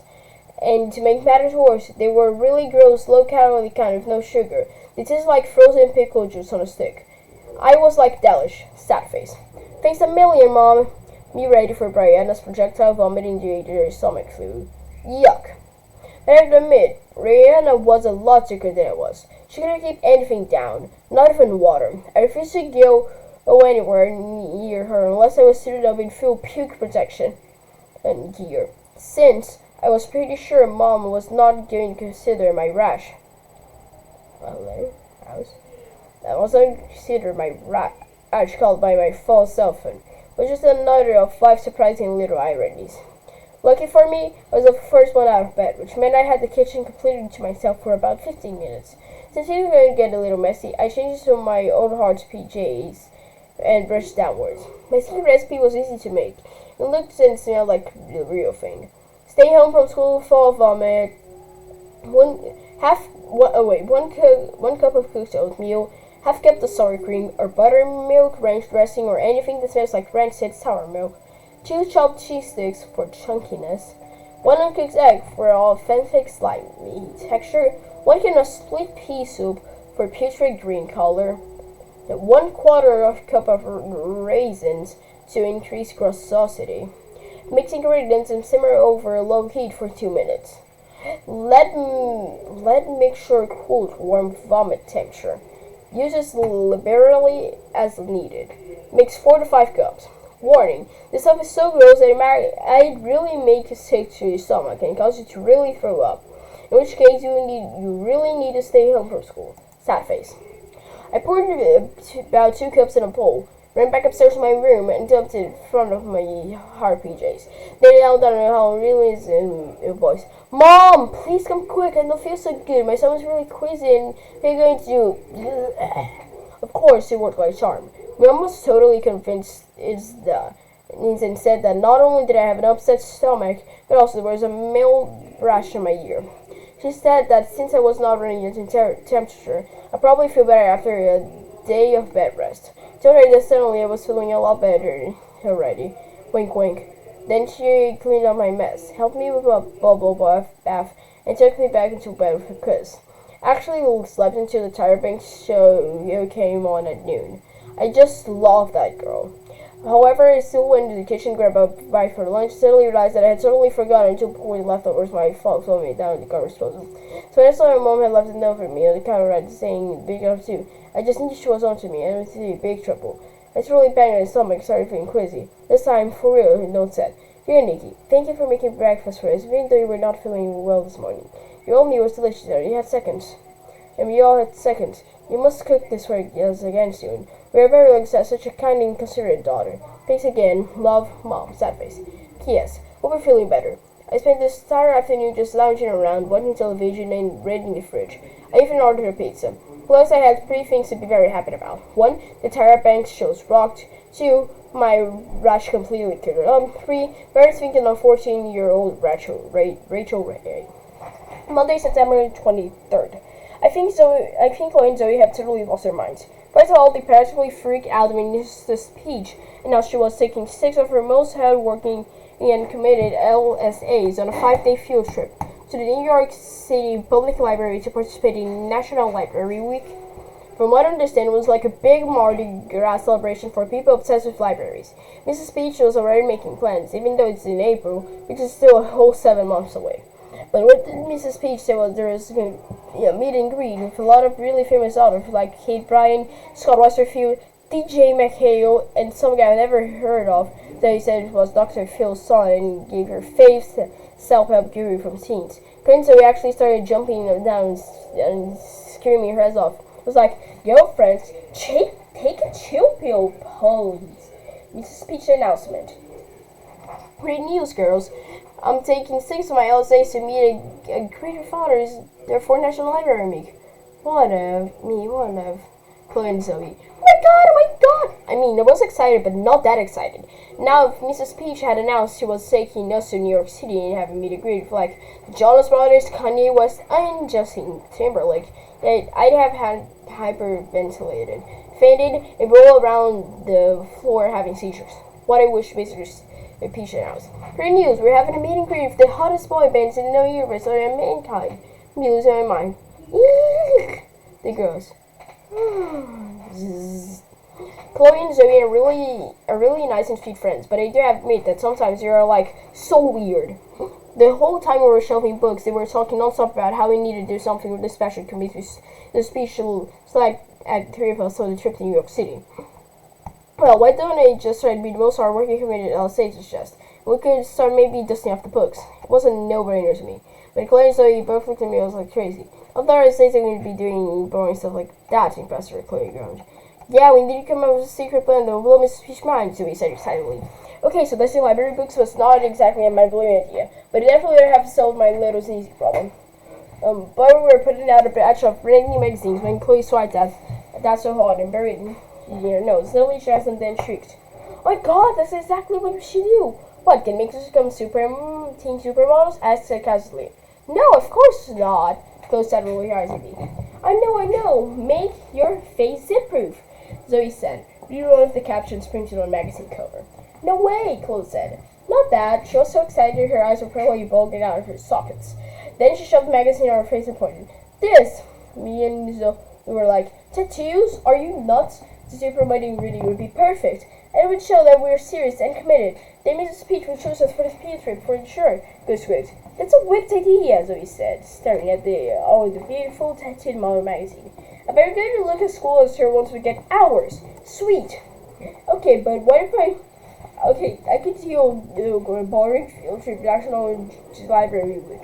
I was getting to celebrate doing a boring field trip for a National Library Week.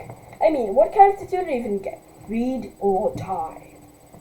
I had to think fast. I agree, this is the coolest idea, you guys. I just found a few days ago that I'm super allergic to spray-painted hearing aids. You guys are really confused. But whenever I get a spray-painted hearing aid, that's like so bizarre. Zoe said, shaking her head like it was really pathetic. So he agreed. But that's when I lost it out of both. You know what I think? You know what? I think this is bizarre. Bizarre is getting a tattoo for National Library Week. But I just said that inside my head, so no one else heard it but me. Well, spray paint and tattoo are kind of colorful, so I'm pretty sure I'm allergic. And I said, which is really unfair, because I was totally looking forward to getting a tattoo one day before I die. Well, if it is a medical problem, we understand, right, Zoe? Hey, why don't you help us pick our tattoos? Chris decided to make me feel better. Yeah, we should ask our parents to take us to get them this weekend, so he said excitedly. I can hardly wait to see the look on Mrs. Peach's face when she sees her tattoos. But I already knew what her face was going to look when I saw Chloe and Zoe. Or Mrs. Peach. Oh no! Mrs. Peach? Gah! Crash. Tuesday, September 24th. I was hoping Chloe and Zoe were over their wacky idea of getting tattoos for National Library Week. Thank goodness their parents said no way, but when I saw them in gym class, they were still pretty upset. Our gym teacher divided into groups of 3 for a ballet skills test. And at first I was happy that me, Chloe, and Zoe were together. Each group was supposed to pick classical music from teacher's CD collection, and then make a short dance routine using 5 ballet positions I had learned over the past weeks. Since I knew all of them, I was sure I was getting to an A, or lowest, maybe a B+ on the test. He demonstrated my awesome ballet technique. Unfortunately, Chloe and Zoe were too depressed to participate. I was like, come on guys, cheer up. We have to make up our ballet routine and practice it before we run out of time. But both of them just started at me with big sad puppy dog eyes. I can't believe our parents won't let us get to you. How unfair is that? Chloe. And now it's Mrs. Peach would never pick us for the trip to New York City. It's like her hopes and dreams have shriveled up and died, Zoe sneezed, wiping a tear. They spent the next 45 minutes venting, and I, being the sensitive and caring friend I am, I sat quietly and listening. But then the teen teacher came us over and told she was ready to start grading, and we were going to be the second group to go. I, I just about had a heart attack because we hadn't sex any music or made up a routine. I never over quickly grabbed a CD, and the only one left was Swan Lake. Since I had seen Mackenzie look at it a few minutes early, I was definitely a little suspicious, so the first thing I did was pull open the CD case on the peek inside. I was surprised to find that the CD was still in there. Hey, it didn't just go as far as I could throw her. Mackenzie's group was first. I have to admit, they were pretty good, but it wasn't due to her awesome talent. Combined, the three of them had like 89 years of private lessons. They danced to Dance of Sugar Plum Fairy, and ended their routines like this. But by show-offs, I mean, what a real classically trained ballerina that would end her dance by doing splits and cheesing, which by the way means smiling. Like, she just got her braces off or something. I was like, hey girlfriends, this ain't Dancing with the Stars. But I just said inside my head, so no one else heard it but me. We were up next, and I started getting butterflies in my stomach. Not because I was nervous, I just really hated humiliating myself in public. Chloe must have seen the look on my face because she whispered, don't panic, just follow my lead. I took ballet lessons for 3 weeks back in 2nd grade. I said, thanks for sharing that clue. I feel so much better. Sad face. When Zoe whispered, what lies behind us and what lies before us are tiny matters compared to what lies within us. Ralph Waldo Emerson, which of course had nothing whatsoever to do with anything. I had a really bad feeling about our routine, and we hadn't even not started it yet. Maybe because I discovered that our Swan Lake CD was actually not a Swan Lake CD. It's that Swan Lake case, but the CD said something else. When I read a title, it was Thriller by Michael Jackson. What the? When my teacher snatched the CD out of my hand and popped the CD player, let us take our friends for the class. I was about to explain, have some slight complications with our music. But I got second, my Mackenzie group started schooling and hugging each other. They got an A+ on their routine, but it was not like it was jealous or anything. I mean, how totally juvenile would that be? Anyway, when Marisa came in, Clarice had completely forgotten we were supposed to be doing a ballet routine because she started doing some funky dance moves like she was those half-brooded zombies from the Thriller music video. The next thing I knew, they was acting like a zombie too, so I didn't have a choice but to follow along. Plus, I figured out a teacher would probably knock a few points off her grade if Chloe and Zoe were staggering around like an undead if I was doing ballet plies in 1st and 3rd position. Then I really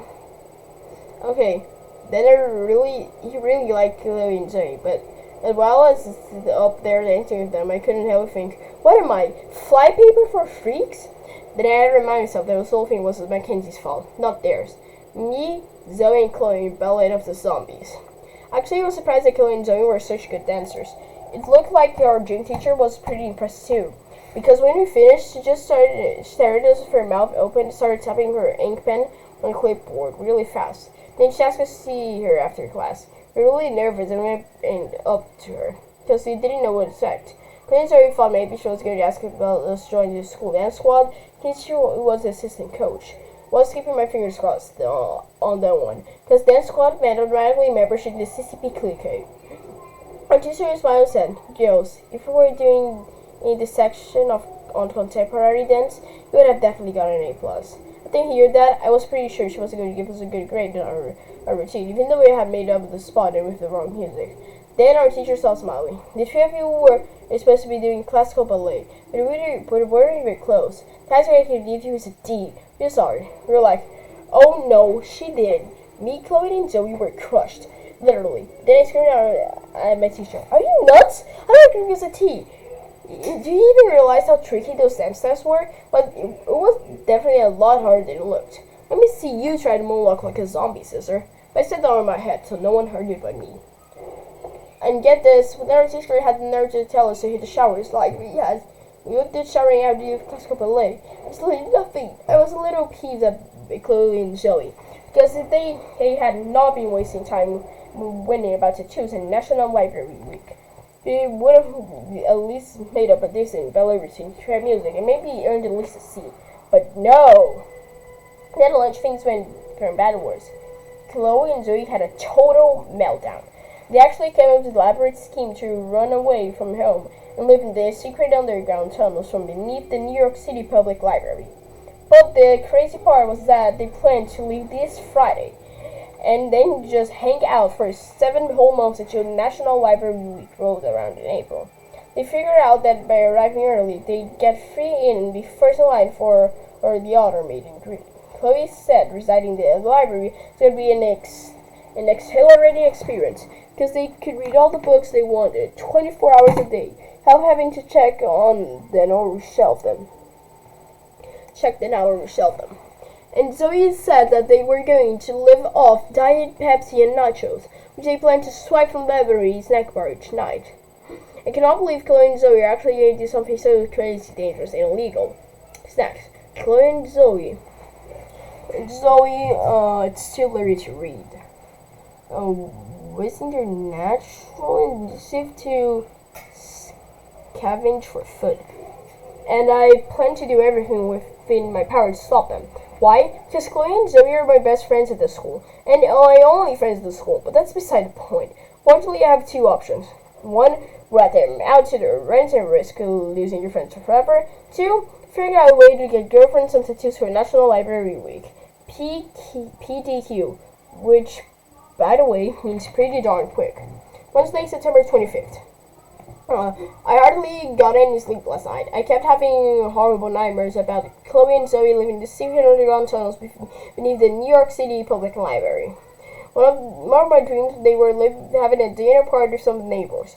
And this here is one, I got married to Brandon Roberts, and Chloe and Zoe were bridesmaids. But they brought a few uninvited guests to my wedding. Sad face. Our wedding. Actually, I woke up screaming in my head off and realized it was just a very bad dream. Thursday, September 28th. This morning at breakfast, and little sister Brianna, I got on my last nerve. I was just sitting there, eating my cinnamon life, reading to the back of the cereal box, and trying to figure out what I was going to do about the Chloe and Zoe situation. They were planning to leave in less than 24 hours. Brianna was eating Fruity Pebbles and drawing a face on her hand with an ink pen. She said she was naming the face Miss Penelope, because she was borrowed from a pen. Goat milk? Even though I was trying to concentrate on my personal problems, Miss Penelope asked me to watch her perform Itsy Bitsy Spider, the Rihanna remix version. Apparently, the Itsy Bitsy Spider went up water spout, but got washed out by the rain because he had no umbrella. L-A-L-A-A-A. The whole thing annoyed me to no end, because I wasn't into that puppet shows. Anyway, I wanted both Brian and Miss Penelope to quit bothering me, maybe because I was in a really horrible mood. I was not helping matters, and Miss Penelope, awful singing, sounded like a humpback while in the neighbor. She must have been highly insulted by me and by his critique of her singing abilities, because she held a shock me on my arm. So I grabbed Miss Penelope and tried to drown her in my cereal bowl. I was like, Brianna started screaming, "Stop it! Miss Penelope can swim! Let her go! You're smashing her face!" But I wouldn't let go. That's until my mom walked into the kitchen. "Why the hell are you shoving this hand in cereal? Let go for her insistent." So I released Miss Penelope, only because I didn't have a choice. Brianna stuck her tongue out at me. "Miss Penelope just denied Fatty to the birthday party. Then I stuck my tongue in her hair and said, "I've heard nobody invited to a birthday party, so there. I could thank Mackenzie for that one." Anyway, I think that I taught Miss Penelope a good lesson. I learned that she won't be interrupting the rest again anytime soon. Evil grin.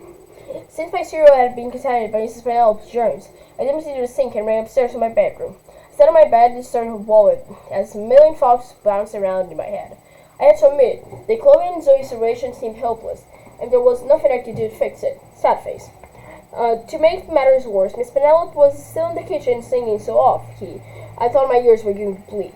I felt like taking my favorite pen, a water-biased, non-toxic, dark purple, gel-winged pen, about hot rider ink, and adorned a big fat zipper across her mouth to shut her up.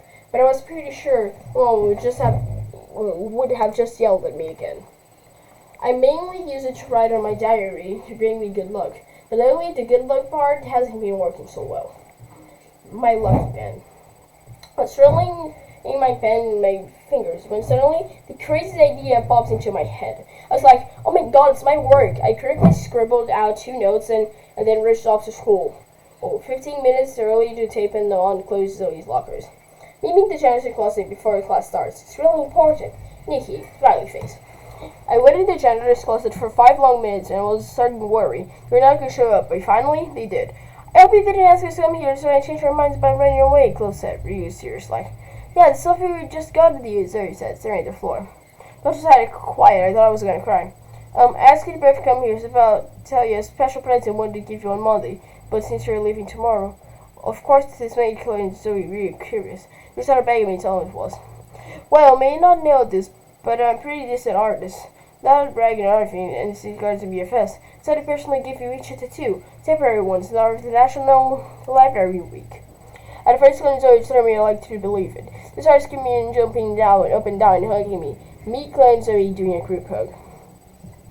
Just decide what kind you want, they said, and I'll send it over the weekend and draw it during lunch on Monday. But yeah, I've both made it one promise. Anything, Zoe gushed. Let me guess, you have the dish or plans to run away and live in New York City? Your library? Okay, this is officially cancelled, Chloe announced, and it just ends like the show was over. Actually, that's not what I meant. I said hiding my smile. I was trying not to look all scary serious. I both promise you won't bring brats to my wedding. Huh? Both looked at me. I was crazy. Never mind. It's a long story. Friday, September 27th. Before biology class started, I noticed that Brendan was kind of staring at me, but I wasn't sure if it was my imagination or not. Lately, it seemed like whether it looked at him, he was looking at me. But then we both looked away and pretended like we weren't really looking at each other. Well, today he actually smiled at me and said, "So, which cell cycle would you rather study? Mitosis or meiosis?" I smiled back and he kind of shrugged my shoulders because I actually hated both of them equally. I was afraid that anything I said would probably make it look like a bigger idiot than I already thought it was. But the only reason I couldn't stop random was because I was suffering from a very severe and debilitating case of RCS, or roller coaster syndrome. Studies showed that it mainly attacks girls between the ages of 8 and 16.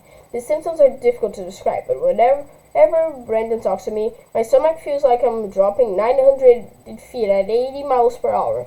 Simply calling it butterflies. It is a common and dangerous misdiagnosis. Suddenly, and without warning, I feel compelled to throw my hands up in the air, like just don't carry scream. Whee! Me driving the love roller coaster I so love to hate this feeling. Sad face. Then my day got even better. While I was working in the library, Brandon came to me return a book called Photography and You. I was just sitting there, doodling a few tattoo designs for Chloe and Zoe, when he leaned across the counter and repeated to the notebook. Now that is good. Didn't know we were an artist. I looked around to see who he was talking to. Then I totally freaked out when I realized he was actually talking to me. I could hardly breathe. Thanks, but it's no big deal. Being a art came for like forever. And last summer I got practically 1,000,000 mosquitoes bites and wow, did they ever eat? I babbled like an idiot. Well, one thing is for sure. Definitely got skills. Random hair was hanging in the eyes again. It smelled kind of learned. He kind of leaned in even closer to sketches. I thought I was going to die. He smelled like snuggle fabric softener, Axe body spray, and red licorice. I couldn't stop blushing. There was no way I could ever draw him, with him watching over me like that. I started feeling that roller coaster thing all over again. Whee! Suddenly, Randall's eyes seemed to twinkle with excitement. Hey, are you entering a avant-garde art competition? I'll be covering for the newspaper. Yeah, I'm thinking about it, but everyone says Mackenzie fashion shows are going to win this year, so I don't know. Mackenzie? Are you kidding? You have more talent in your smallest burp than she has in her entire body. I'm serious. You know that, right? I could not believe Brenda actually said that. It was so rude, so wickedly funny, so true. We both laughed really hard. I didn't know he had such wacky sense of humor. Soon, Chloe and Zoe came staggering up the front desk, each loaded down with a stack of books that needed to be put away. When they saw us, their mouths dropped open. Looked at me, then at Brandon, and me again, then at Brandon, then back at me, then Brandon, and me, then Brandon again. They went on like forever. They were gawking at us like we were a new animal exhibit at the zoo or something. It was so embarrassing. Brandon's smile went slightly crooked, but otherwise would have nonchalant. He acted completely nonchalant about the whole thing. Please not feed the animals. Hey, get a load of this soup. Must be mating season or something. Hey, Chloe. Hey, Zoe, he said. But they were so shocked they didn't even answer him. Well, I better get back to my class. See you later, Nikki. Then he strolled out the door and disappeared into the hall. Claire and Zoe make a big deal over Brendan talking to me. And like that started nagging me and made him was my very secret crush. After I made them both, Pinky swore not to tell anyone. Told them about how Brendan had helped me up after Jessica tripped me to the cafeteria a couple of weeks ago. Then I grabbed my backpack and zipped the cute little pocket in front when they showed napkin. At first they just started in awe, but soon they were teasing me and giggling like two kindergartners. Brendan and Nikki standing in a tree, kissing. Kissing. Some of them shut up before someone overheard them, and they got out all over school. Chloe insisted that I keep the napkin for the rest of my life, because there was a chance that Brandon and I could accidentally meet up on some exotic romantic island 20 years from now. She said that it could happen just like it did in those chick flicks at the movie theater. My Best Friend's Napkin, Sleepless in San Diego, directed by Chloe Cristina Garcia. Brandon, I couldn't help but notice you across from the room and helplessly draw your brains and beauty. It almost feels like we've met before, perhaps another place, another time, another life. Me, Alice. Allergy season's upon us. Please take this small shares napkin from my very heart-wrenching, serious past, and do with it what you must. Chew!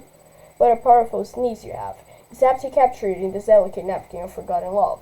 Now merely disposable tissue drenched in lost and shattered dreams. Brandon, hark! Do my eyes deceive me? I recognize our napkin even in the darkest murky of depths. My joint passion overwhelmed me. Brandon, is it really you, my beloved Nikki? Finally I found my true love. Will you marry me? The end. I told Chloe her story was really sweet and romantic. But if the napkin was really dripping with snot and Brandon proposed on the spot like that, my story would probably have a different ending. Me. Key, Brandon. I think we need to take things a bit slower. First, let's get rid of the snot napkin. Ick. Second, how about the pizza and a movie? The end. Zoe said she didn't blame me for writing Chloe's happy ending, because snot and airborne bacteria particles were the most common way to transmit each other to others. But Chloe complained too. We both totally missed her point. The napkin germ did not to be cherished because it was a token of Brenda's love. After reading Twilight, sadly the forbidden love, trust and sacrifice can be very messy things, just like snot. I had to admit that Chloe had a really good point. Then Zoe said I should always remember that guys are from Mars and girls are from Venus, because they think and communicate very differently. According to a book she was reading on dating. I was really surprised to hear this, because I thought for sure that Earth was the only planet with human life on it. I'm really glad Chloe and Zoe know so much about you guys, dating, love, and stuff like that, because I don't have a clue. Duh. Saturday, September 28th. This is going to be my longest diary entry ever. I have the most horrible headache, and it's all Brianna's fault. Why? Why couldn't I have been born an only child? Okay, this is what happened. My mom and Brianna were supposed to see a matinee movie today. My mom needed to go to the mall to buy a present for a baby shower she was attending later this evening. She offered me $10 to grant into the movie in her place. She thought I was broke and agreed to do it. I figured that, at the worst, you could sleep through the movie and $10 for a 90-minute nap. The movie was called Princess Sugar Plum Saves Baby Unicorn Island, Part 3. There must have been 400 schooling little girls there, and half of them were dressed up like princesses and unicorns. I should charge my mom $50 to King Brianna, because the whole event was so sugary sweet, it actually made me nauseous. But Brianna thought the movie was super scary because there was a fairy in it, and she has a rational fear that the food fairy is going to pull out all her teeth to make dentures for old people. I guess you could say she suffers from fairy phobia. Anyway, Brianna practically drove me crazy because every time the fairy appeared on the screen, she got really scared. Grabbed my arm and bumped like popcorn. I stepped up 3 whole boxes on the nice lady sitting next to me. But then when that lady looked like she was going to lug me, I decided it would be safer to lead Rainsters instead. I was too happy when suddenly that stupid movie was finally over. Brandon and I were waiting near the main entrance to Mom pick us up. However, then I saw Dad pull up in his Maxwell's Buggins extermination van. I got a really bad feeling. Although the creepy-looking roach bills me to the top of his van gave me most people a really bad feeling. By the way, Roach's name is Max. Coach is Brianna, because if I had a puppy, I named him Max. And I was like, oh crud. If anyone from school saw me getting into Dad's van, my life would be over. Scanned the crowd for middle school kids. And luckily, it was mostly 3 to 6-year-olds. Hi girls, hop in. Your mom's still shopping. I just got an emergency call. So get right along to keep you company, Dad said winking. It's like, thanks Dad, but I have an awful lot of homework to do. So could you drop me home first? Please. It's really hard to remain calm. My dad glanced at his watch and frowned. Sorry, but I don't have time to swing by the house. This camera is hysterical and has agreed to pay my emergency rate. She's hosting some kind of big shindig later. Chester House is crawling bugs inside out. Hundreds of them just showed up out of the blue this morning. Ick, Brianna said, scrunching her nose. Sounds like a box elder infestation to me, Dad continued. Hopefully she's not throwing that baby shower your mom's supposed to be attending a lot later today. I grumpily climbed into the front seat of the van and tried to slouch down really low so no one could see me. Whenever we stopped at a red light, a bunch of people would point, stare, and laugh. Not at me, at our roach. For some reason, Brianna thought all the gawkers were just being friendly. She just started smiling, waving, and throwing kisses out the window like she'd just be crowned Mrs. America or something. And Dad was pretty used to all the crude stares. He just ignored them and hummed along to his Saturday Night Fever CD. Thank goodness I noticed an empty grocery bag snaking out from under the seat. Even though it was said, warning, to avoid serious injury or death, please keep plastic away from very young children. I poked 2 eye holes in it and pulled it down over my head. First of all, it wasn't a very young child. Second of all, I'd rather suffer in a slow and painful death by asphyxiation than be spotted riding around the Roach mobile. I admit, they probably look like freak show on wheels. Maxwell's big submersion. It was so embarrassing. I wonder how serious my injuries would be if I jumped from a moving vehicle traveling 45 miles per hour. Assuming I survived, I could at least walk home and end the humiliating ride in Dad's van. About 10 minutes later, we drove into a long driveway that led to a huge house. Wow, nice house, I thought. Too bad it has bugs. Brianna started housing all. Daddy, can I go inside with you? Pretty please. Sorry, Pumpkin, but I have to wait out there with Van with your sister and make sure no one steals Max, okay? Like, who in their right mind would want Max?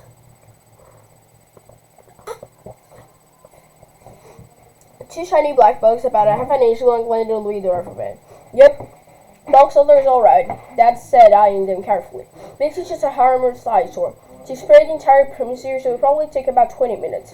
But try to get done as fast as I can. If it goes need anything, I'll be right inside. Then loaded his equipment and exited the front steps. Before he could ring the doorbell, a frantic-looking middle-aged lady in designer clothing opened the door and ushered him in. Brianna started to pout. I want to go in there with Dad. No, you're supposed to stay here and watch Max, remember? I said sternly. Brianna wrinkled her nose at me. You watch Max. I gotta go to the bathroom. Brianna, Dad will be back real soon. Can you just hold it a little longer? No, I gotta go now. I was like, oh great, all this drama for a measly $10. Okay, fine, I said, finally giving in. When we go inside, don't touch anything. Just use the bathroom and come right out. Got that? I want to say hi to that too. No, we were going to use the bathroom, then we're going to go back to the van and wait for it. Just to see the sentence by sentence, Joanna slid open the van door and dashed the front steps. By the time I caught up for her, she was already leaning on the bell. Ding dong, ding dong, ding dong. She flustered looking lady and answered the door again and looked surprised to see Brianna and me. Really apologize to me, I stammered. We were out of them like that and... Hey lady, I gotta go pee, Brandon interrupted. Then she started squirming and making ugly faces for maximum dramatic effect. The lady looked at Brianna, then at me, and back at Brianna. She stretched her thin red lips into a strange smile. Oh, it's your daddy's our exterminator. Sure, honey. The bathroom's right this way. Follow me. The title for the house looked like something out from my mom's fancy home and garden magazines. We were headed down a hallway to the foyer when the lady stopped their tracks. Oh wait, there's a bug spray in all the bathrooms on the main floor. You'd have to use one upstairs. All the bedrooms have an attached bathroom. I'll escort you myself. But my caretaker is supposed to call me a minute from now for a final head count. The telephone rang and the lady gasped and rushed off. Nina standing there. Brandon's violin darted up the huge staircase ahead of me. As she entered the first bedroom on the right, she is filled with glee. Oh, pretty! It was decorated in shades of pink and had plush carpeting soft enough to sleep on. The laptop and big screen TV were to die of. My entire bedroom could fit into the walk-in closet, but personally, it was a little too sugar and spice for my taste. But I was jealous of anything, but like, how juvenile would that be? Hey, can I jump in and down on this princessy bed? Brad asked. Sweet. Wow. Me and Brad in total awe of the fabulous bedroom, which by the way took me like forever to draw. No, I snapped. Get down. Took all my willpower to not to snoop. I wonder what school the girl attended, and if we could ever be friends. Bet she had a perfect life unlike me. Brenda skipped into the adjoining bathroom and locked the door behind her. Wow, can I get a bathroom like this for my birthday? Soon I heard the toilet flush, but after 3 minutes she still had not come out. Brianna, hurry up! I shouted through the door. Wait, I'm still washing my hands. Really good with the strawberry soap. And then I'm going to put out some yummy smelling cupcake body spray. Come on, have to go back to bed now. Wait, I'm almost done. Suddenly I heard a sickeningly familiar voice. But Mom, I can't have my party. Those horrible bugs crawling all over. We should have all the country club wanted. It's solely your fault. I almost wet my pants. It was Mackenzie, sad face. I was like, oh my god, today was a party I had not been invited to. It was like a demented nightmare. I was trapped in Mackenzie's bedroom, my sister was locked in Mackenzie's bathroom, and my dad was exterminating Mackenzie's house. And all of that wasn't awful enough. Our van with a humongous roach on top was parked in Mackenzie's driveway with my last name plastered across the side of it. The van, not the roach. I went to dig a deep hole in the lush pink carpet, crawl into it, and die. I powdered into the floor. Me having a meltdown. Bam, bam. Brianna, come on, open up. I'm busy, go away. I've been there long enough, open the door. Say pretty please. Pretty please. Now say pretty please, sugar on top. Okay, open the door. Pretty please, sugar on top. No, I'm not done yet. Mom, this party's going to be a disaster. My reputation will be ruined. I have to cancel it. I could hear Mackenzie's shrieks getting louder. She was coming upstairs. Brianna, Dork, quick, please, the emergency. I hissed through the door. Wait, I'm putting out the yummy smelling cupcake body spray now. What's the emergency? Now Mackenzie's home. Mom, I'm calling Jessica. Some never believes happening to me. I had exactly 3 seconds coming into Brianna to open the bathroom door. Brianna, the two fairies coming. You have to get out of here now. The locked door clicked, and Brianna whipped out open the door. She looked even more afraid than she had at the Princess Sugar Plum movie. Did you say two fairy? Yes, come on, let's hide, quick. Brianna was panicking and started to whine. Where is she? I'm scared. I want Daddy. Let's see behind the shower curtain. If we were really quiet, she'll never find us. Brenda shut up instantly. My eyes were big as saucers. I actually felt a little sorry for her. I jumped into the bathtub and huddled behind the shower curtain. Clear Mackenzie stopped around her bedroom. She went into her phone.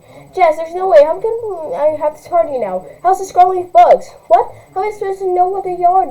They'll speak black or roaches or something. Some guy here spraying, but now the house stinks. It stinks, Jess. How can everybody in the house thinking?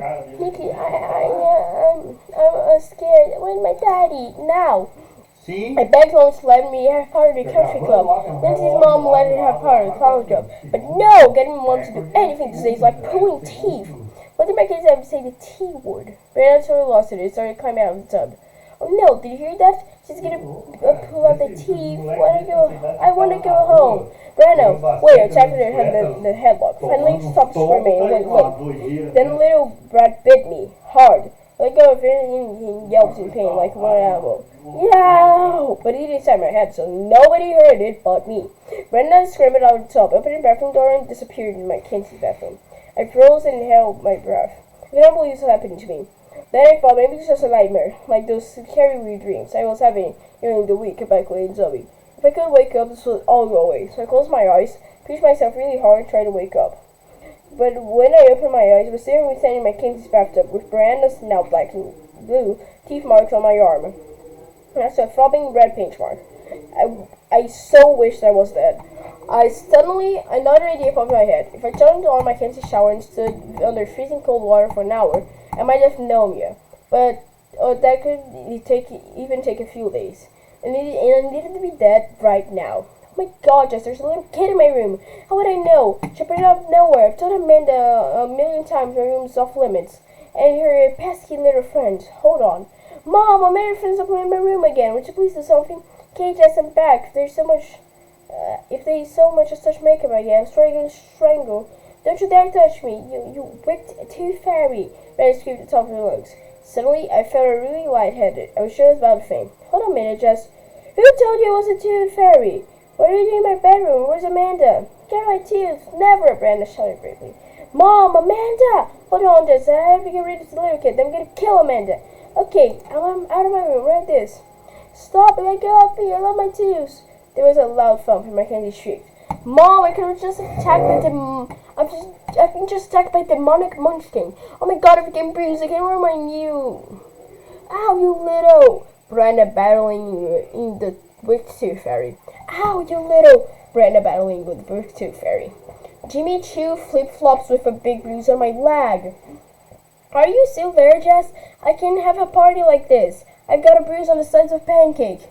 No, I didn't use my pancake, I said. Hold on. I could hear Mackenzie hobbling down the stairs like a one-legged pirate. Click, clunk, click, clunk, click, clunk. Mom, last week Amanda and her friends put gum in my hair and colored my lipstick. Now one of them just, when it sounded like Mackenzie's screech was coming from a safe distance away, I jumped out of the bathtub, grabbed Diana, and tossed her over my shoulder like a sack of rotting potatoes. Without stopping her, even once, I hauled her down the stairs, through the hall to the foyer, and out of the front door. I deposited her butt in the back seat of the van and slammed the door. But Dad was in the back, loading his equipment. Oh, there he goes, Ar. Perfect timing. I'm all done. As Dad started the van and drove off, I started the house, half expecting Mackenzie to come limping out the front door and ranting the banana, and I'd be arrested for creating a bruise that prevented her from meeting her new Jimmy Choo's at her birthday party. Amazingly, Brianna sat calmly in the back seat and seemed quite pleased with herself.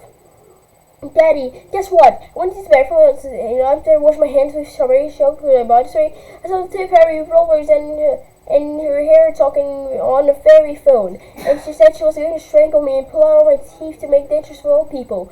So when she grabbed me, I kicked her and she let go and started screaming for her mommy. Then she flew back to Fairyland to go to a party for Jimmy Choo. She's not so nice, that's very true. I like Santa Daisy Bunny much better. Like for us. Dad was only half listening to Brianna's rambling. Really, Pumpkin? So this is what the Princess Sugar movie was about? At the next spotlight, I noticed a carload of teen boys pointing and laughing. I put my plastic bag over my head and slouched down the seat. I was so mad I could spit. All of this drama for a measly $10. Sunday, September 29th. I'm starting to get really excited because the event gardening competition is only 8 days away. I decided to enter my watercolor painting. That took me 2 whole summers at Adcrim to complete.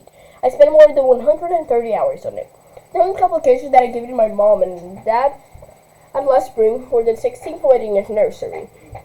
It's technically not mine anymore. It was either my pain or spending my entire life savings of $109.21 to buy them a dinner at a fancy restaurant. But I knew the dinner was going to be a total rip-off because I watched the Food Network, and all of those 5-star restaurants serve really gross stuff with like frog legs and snails, and then give you a tiny portion of a really big plate of chocolate syrup drizzled over it and garnish. And garnish is just a fancy name for a Play-Doh piece of parsley. So to save money, Brian and I decided to cook a romantic candlelit dinner for Mom and Dad as an anniversary surprise. We took a big bucket and a net to the pond at the park and hunted down some fresh frog legs and snails. It was my brilliant idea to make it all into a canoe buffet, since we were basically getting the food for free. Chef Nikki and her assistant prepared a tasty gourmet dinner of frog legs and snails. You playing with the food, sauce, runaway snail, parsley, fresh frog legs, fresh snails, love at first sight. Trying to prepare a gourmet dinner was definitely a lot harder than I thought it would be. The frogs kept jumping out of the bowl, and the snails wouldn't stay on the plate. Unfortunately, none of those on the Food Network explained how to control the critters while trying to cook them. And Brianna was no help whatsoever. She was supposed to be my assistant, but she kept swinging the frogs and kissing them to see if they turned to princess. I told her up about it so she had no idea where those frogs' lips had been. Not surprisingly, Brianna threw a big hissy fit when it came to the food in the oven. She said they were friends, and friends don't cook friends. I had to admit, she did have a good point, and so we decided to take Mom and Dad's anniversary dinner back to the point and let them go. I guess you could say they were a little lucky. They, meaning the frogs and snails, not Mom and Dad. Since our dinner plans fell through, and I didn't want to part my life savings. I stuck a big red Christmas ball on my watercolor painting and used that as a gift instead. Mom and Dad must have really loved it because they paid a ton of money to have it professionally matted and put it in an expensive antique frame. Then they hung it in our living room, right over the couch. Even though it's not a priceless family, her alone with tremendous sentimental value, Mom said I could borrow it for the avant-garde exposition. I looked and took really good care of it. I was like, Mom, don't worry, nothing's gonna happen. I'll be super careful, I promise. Although, now that I think about it, Jamie Lynn's parents probably told her mom the exact same thing. Monday, September 30th. I couldn't believe that Mackenzie actually came to school on crutches today. She even stuck her little heart stickers on them so that it would have matched her new Gucci hobo handbag. Only someone as vain as Mackenzie would try to look cute while hobbling around on crutches.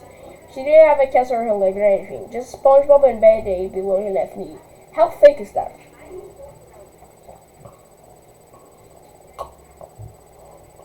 Sorry, I was drinking chocolate milk. According to the latest gossip, Mackenzie was taking scuba diving lessons on a Saturday from this really hot ninth grader. When she ripped out his skin while saving him from drowning, she supposedly did mouth-to-mouth resuscitation on him until the ambulance arrived. And so the poor guy's dying wish was for her to escort him to the hospital. She was forced to cancel her birthday party, so she rescheduled for Saturday, October 12th, with Parents Country Club. I was like, yeah, right. Mackenzie's such a liar and a drama queen. I could just tell the truth and admit her party was cancelled because her house was heavy with bugs and stank from bug spray. Anyway, I could hardly wait for lunch. Chloe and Zoe were even more excited than I was. Sat at our usual table and snarfed down on lunch as fast as we could. Then I rolled Zoe's sleeve and took out my lucky pin. We got started on her tattoo. She kept giggling and squirtling so I got tickled. I said, listen, Zoe, shut up and sit still. I'm gonna turn my stray ink marks into ugly baby snakes. Looking for her, she stopped moving after that. Practically, everyone in the cafeteria was staring at us, but ignored them and kept around Zoe. And Zoe's tattoos were now very cool. She really loved it. Reading an extreme sport. I was just getting started on Chloe's tattoo when the weirdest thing happened. Jason Feldman got up, left the CCP table, sat on our table to watch. He's just the most popular guy in the entire school and president of the student council. On the cuteness scale, I would say he was a 9.93 out of 10. You're doing a tattoo with a pen? Cool, it looks so real. I should have known because my brother just got one for his 18th birthday. It's a special LSA project for National Library Week, Chloe said in better English than he bought later like. Yeah, and the latest fashion magazine says that tattoos are hot. So he had this really nasally voice, sounded like a lot like Paris Hilton. Those two were acting so phony bellowed, it was sickening. I thought I was going to puke my lunch. Jason was like, oh wait, already 2 hours? What the fuck? So what did I do to get one? He said, exactly. Donate a book or something? Do you have a sign-up sheet? Joe and Chloe's face lit up at the same time, and you could see the light bulb click on their brains. I just had to roll my eyes. First was a tattoo thing, then ballet of zombies, and then running away to live the secret underground tunnels at the New York City Public Library. I didn't know if I could put much more of this drama. Chloe fluttered her eyes again. Well, Nick is an art director. It would be overseeing book procurement, and Zoe here handles scheduling. Zoe, would you please give Jason our sign-up sheet? What sign-up sheet? Zoe asked, confused. Chloe winked at her and said really loud, you know, the sign-up sheet in your notebook, silly. Finally, Zoe caught on. Oh, that sign-up sheet, of course. She glanced at Jason and giggled nervously. Zoe wiped out her notebook, tore out a sheet of paper, scribbled tattoo sign-up sheet across the top, and handed it to Chloe. Chloe added the words, book donation required, newer use in the big bold letters and gave it to Jason. I was shocked and appalled to see Chloe and Zoe lying like that. I always felt honesty was a very important quality in a friend. Jason swallowed his name inside of sheet and then yelled to his lunch table on the other side of his ear, hey Crenshaw, get Thompson and come check this out. Ryan Crenshaw was a 9.86 and Matt Thompson was a 9.98. They both come over and sat down at our table, right next to Jason. Then 3 of them started laughing and talking to me. Chloe and Zoe Chloe and Zoe, like we're the CCP girls or something. That's when I decided that although an honest friend and was nice, I can hook you up with guys, a really cute guy's friend was far better. And besides, Chloe and Zoe were actually lying. They were just embellishing some fabricated truths. Even I thought I was enjoying all the expected attention.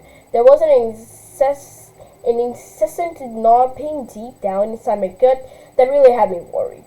Why were we the most popular CCP girls suddenly sitting at a lunch table, flirting with Chloe, Zoe, and me, the three biggest dorks in the school? And what exactly did it want from us? Then I had to force myself to ponder the most intriguing and troubling question of all. Was my lucky pen going to melt from all the CCP guys' hotness? Here are the three reasons I was a little worried about my pen. Jason, the prep, Ryan, the jock, the jock, and Matt, the bad boy. Within minutes, 7 more guys had crashed our table and were passing around to the sign sheet and being boasting around where their tab was going to be. Finished up close to 2. She said it was perfect. Reading is magical. Cece rolled up his sleeve and took close place. Hey dudes, listen up. I was gonna say, Guitar Hero. All the guys started slapping him on the back and giving him fives and first bumps. He was acting all smug, like he was getting a new sports car or something. Then a large crowd of girls gathered around. So the large crowd of guys to watch me work on Jason's tattoo. Isn't she the new girl? I think her log is right next to Mackenzie's. She's like the best artist at our school. Hey, I want to sign up. Give me the sheet next. What's her name? Mickey, Ricky, Vicky, I think. Whatever her name is, this girl got skills. I'm so jealous. I can draw stick figure. She's in my French class. Her name is Nikki Maxwell. I'd love to draw on Jason Feldman. He's hot. Oh my god, I'd give everything to be Nikki Maxwell. I was starting to feel like a pop star. The only CCPs not at our table were Mackenzie and her little group. They were glaring at us from across the cafeteria. By the end of lunch period, I had completed 7 tattoos. Chloe had collected 9 books, and Zoe had scheduled 11 people to get tattoos tomorrow at lunch. We decided to call our new LSA project Ink Exchange. Trade a book for a tattoo.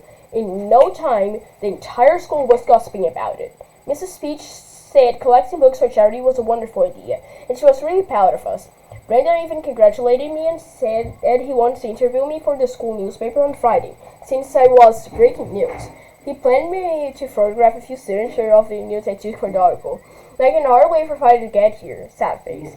There's a chance we might actually become good friends.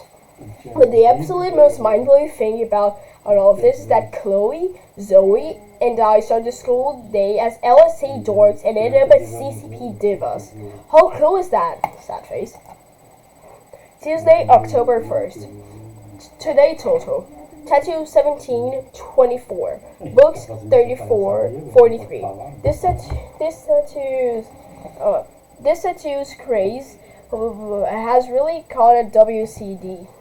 I did 11 more during lunch, and most of CCPs at our table to watch. It was pretty cool hanging out with them.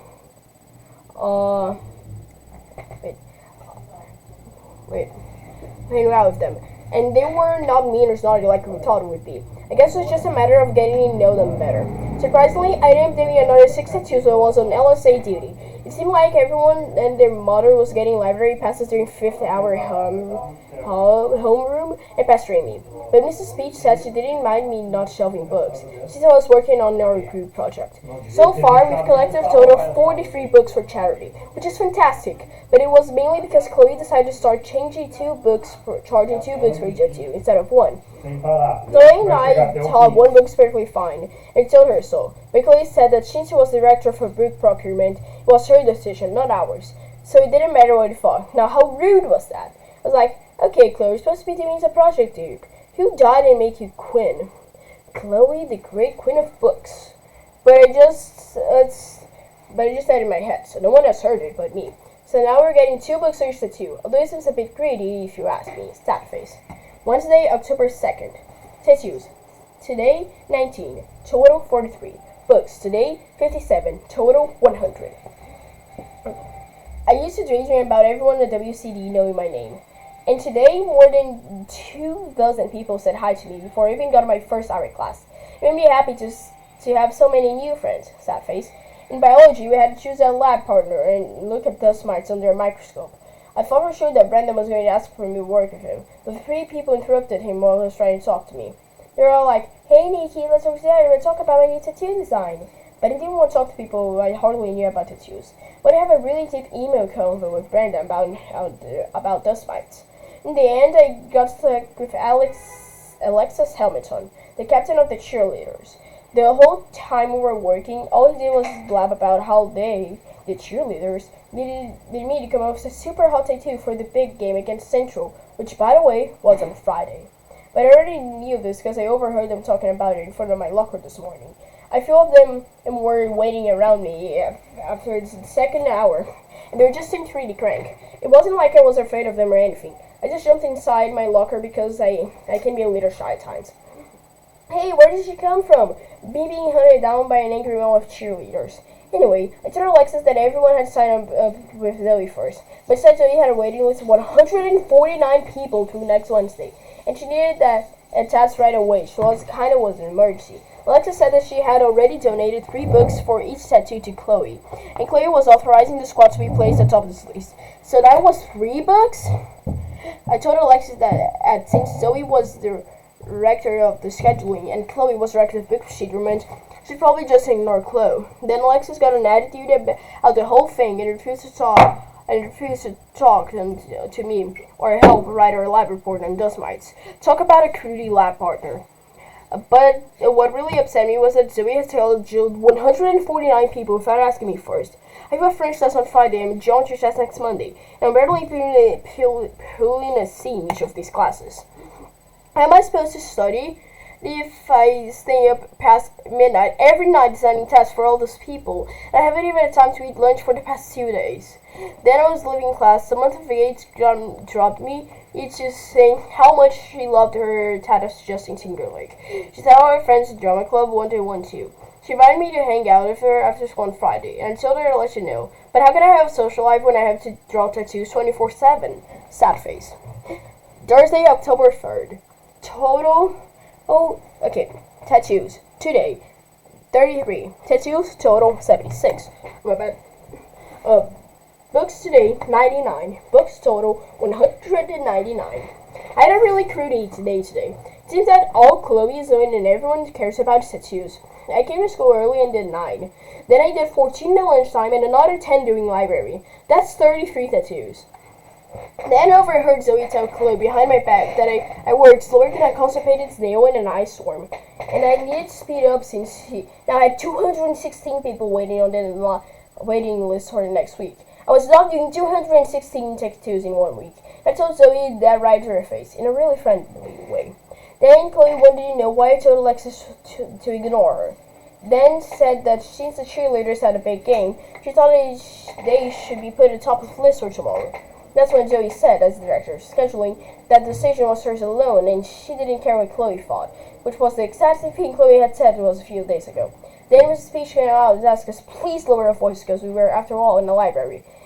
But I knew better. It wasn't a library. It was a wicked tattoo sweatshop. Sad face. Me, feeling very miserable. Friday, October 4th. Tattoos today. A big fat 0. Books today. A big fat 0. Why? First of all, Chloe and Zoe were mad because it didn't come to school early, and they had 17 people waiting for tattoos. Well, excuse me, but I had a French test today. I had 34. Then at the lunch, there were 25 people waiting, but Zeb stayed at the table 9 helping me. Chloe and Zoe sat at the CCP table on the other side of the cafeteria. I was them giggling and acting all flirty with Jason, Ryan, and Matt. Well, I was supposed to be working my butt off like Cinderella or somebody. But I nearly freaked when I saw Mackenzie give Chloe and Zoe invitations to a rescheduled party next Saturday. There were pink envelopes with big bright satin ribbons around them, just like the ones she'd given me. But then I take back and she uninvited me. Zoe and Chloe were acting all happy and sucking up to Mackenzie, even though they knew she hated her, my guts. So I did the most mature and rational thing possible under the circumstances. I quit. Sad face. If I have to draw one more tattoo, I'm going to vomit. I thought Chloe and Zoe were my real friends, but now I can see why they were just using me all along to run the trip to New York City for National Library Week. How could they do this to me? Then, Brendan came up to my locker, always smiling, and said he wanted me to remove a newspaper out of school, but I only just forgot it because the tour career was over. He asked me if it was okay, and just said, yeah, it's all good, I just need to find some new friends. Just think he looked kind of confused. Then he shrugged Then she was away. So it's not crazy. So it's not like Chloe, Zoe, and Brandon are all tripping. I hope the three of them didn't have a blast at Mackenzie's little party, since they all got invited and I didn't. But it wasn't like I was jealous of them and everything. Like, how totally juvenile would that be? Saturday, October 5th. I had the most horrible nightmare. It was like something out of the Twilight Zone. Mackenzie was spitting bugs, and me I could hear was a 5th hour bell ringing and ringing. Thank goodness I finally woke up. That's when it was like everyone was out to get me. Oh wait, that's when I realized it was morning and the telephone was ringing. Not the 5th hour bell. I threw myself out of bed and answered the phone on my desk. It was my grandma calling us to tell us she was planning to come visit us for 2 weeks at the end of the month. So that my parents must already be running errands or something since they hadn't answered the phone. Then she asked me how I was doing. I told her not so good. I said I was thinking about transferring out of my school and asked her what she would do if she were me. She said it was not on much about the school I could choose, whether it could choose to be a chicken or a champion, which of course had absolutely nothing to do with anything, since Grandma was talking out of her head again. I told her that I loved her, but I had to go because someone was at the door. Then I hung up. I wasn't lying to her because unfortunately Brian and Miss Penelope were at my bedroom door. Miss Penelope wanted me to watch her do a medley of songs from High School Musical 3 in the silence of Amy Winehouse. I had been awake for less than 3 minutes and already I had been forced to deal with my senile grandma, the hyperactive sister, and a walkie puppet. I climbed back in my bed, pulled the covers over my head, and screamed for 2 whole minutes. So many freaks and not enough circuses. Monday, October 7th. Please make this all not be really happening to me. Today has been the worst day of my entire life. It all started Sunday night when I was sitting at my desk doing review problems for my geometry test. My mom came into my room around midnight to tell me she was leaving the house early. Was leaving the house extra early in the morning to chaperone a field trip for Brianna's class. Nikki, since you have a test and the argument is tomorrow, it's really important that you set your alarm clock so you don't oversleep in the morning. I was like, thanks Mom, good night. I really did plan to set my clock as soon as I finished my geometry problems. The next thing I knew, it was morning. I was still sitting at my desk with my geometry book open. I just about had a heart attack because according to my clock was 7:36 a.m. on Monday, and my first hour class started at 8 a.m. The only logical explanation was that I must have fallen asleep while studying at my desk. Me getting my snooze on and drilling all over my geometry book. My day was off to a very bad start. I had overslept. I didn't have a ride to school. My painting needed to be turned in for art show, and my geometry test started in less than 24. Make that 23 minutes. Even the weather perfectly matched my miserable mood. It was dark, overcast, and pouring rain. I was fighting back with tears and suddenly heard the low rumble of a garage door opening. I ran to my bedroom and spotted the flicker of my bright headlights. It was my dad, sad face, and he was leaving the house. I rushed around my room in a panic, trying to get dressed before he pulled out. I jumped into my jeans and slid my jacket. When I couldn't find one of the shoes, I just decided to change my jeans shoes once I got to school. I grabbed my backpack and my painting and dashed downwards like a maniac. By the time I got out front door, my dad was already pulling to the street. I ran down our driveway, waving my arms and screaming hysterically. Wait, Dad. Wait, I overslept. I need a ride to school. I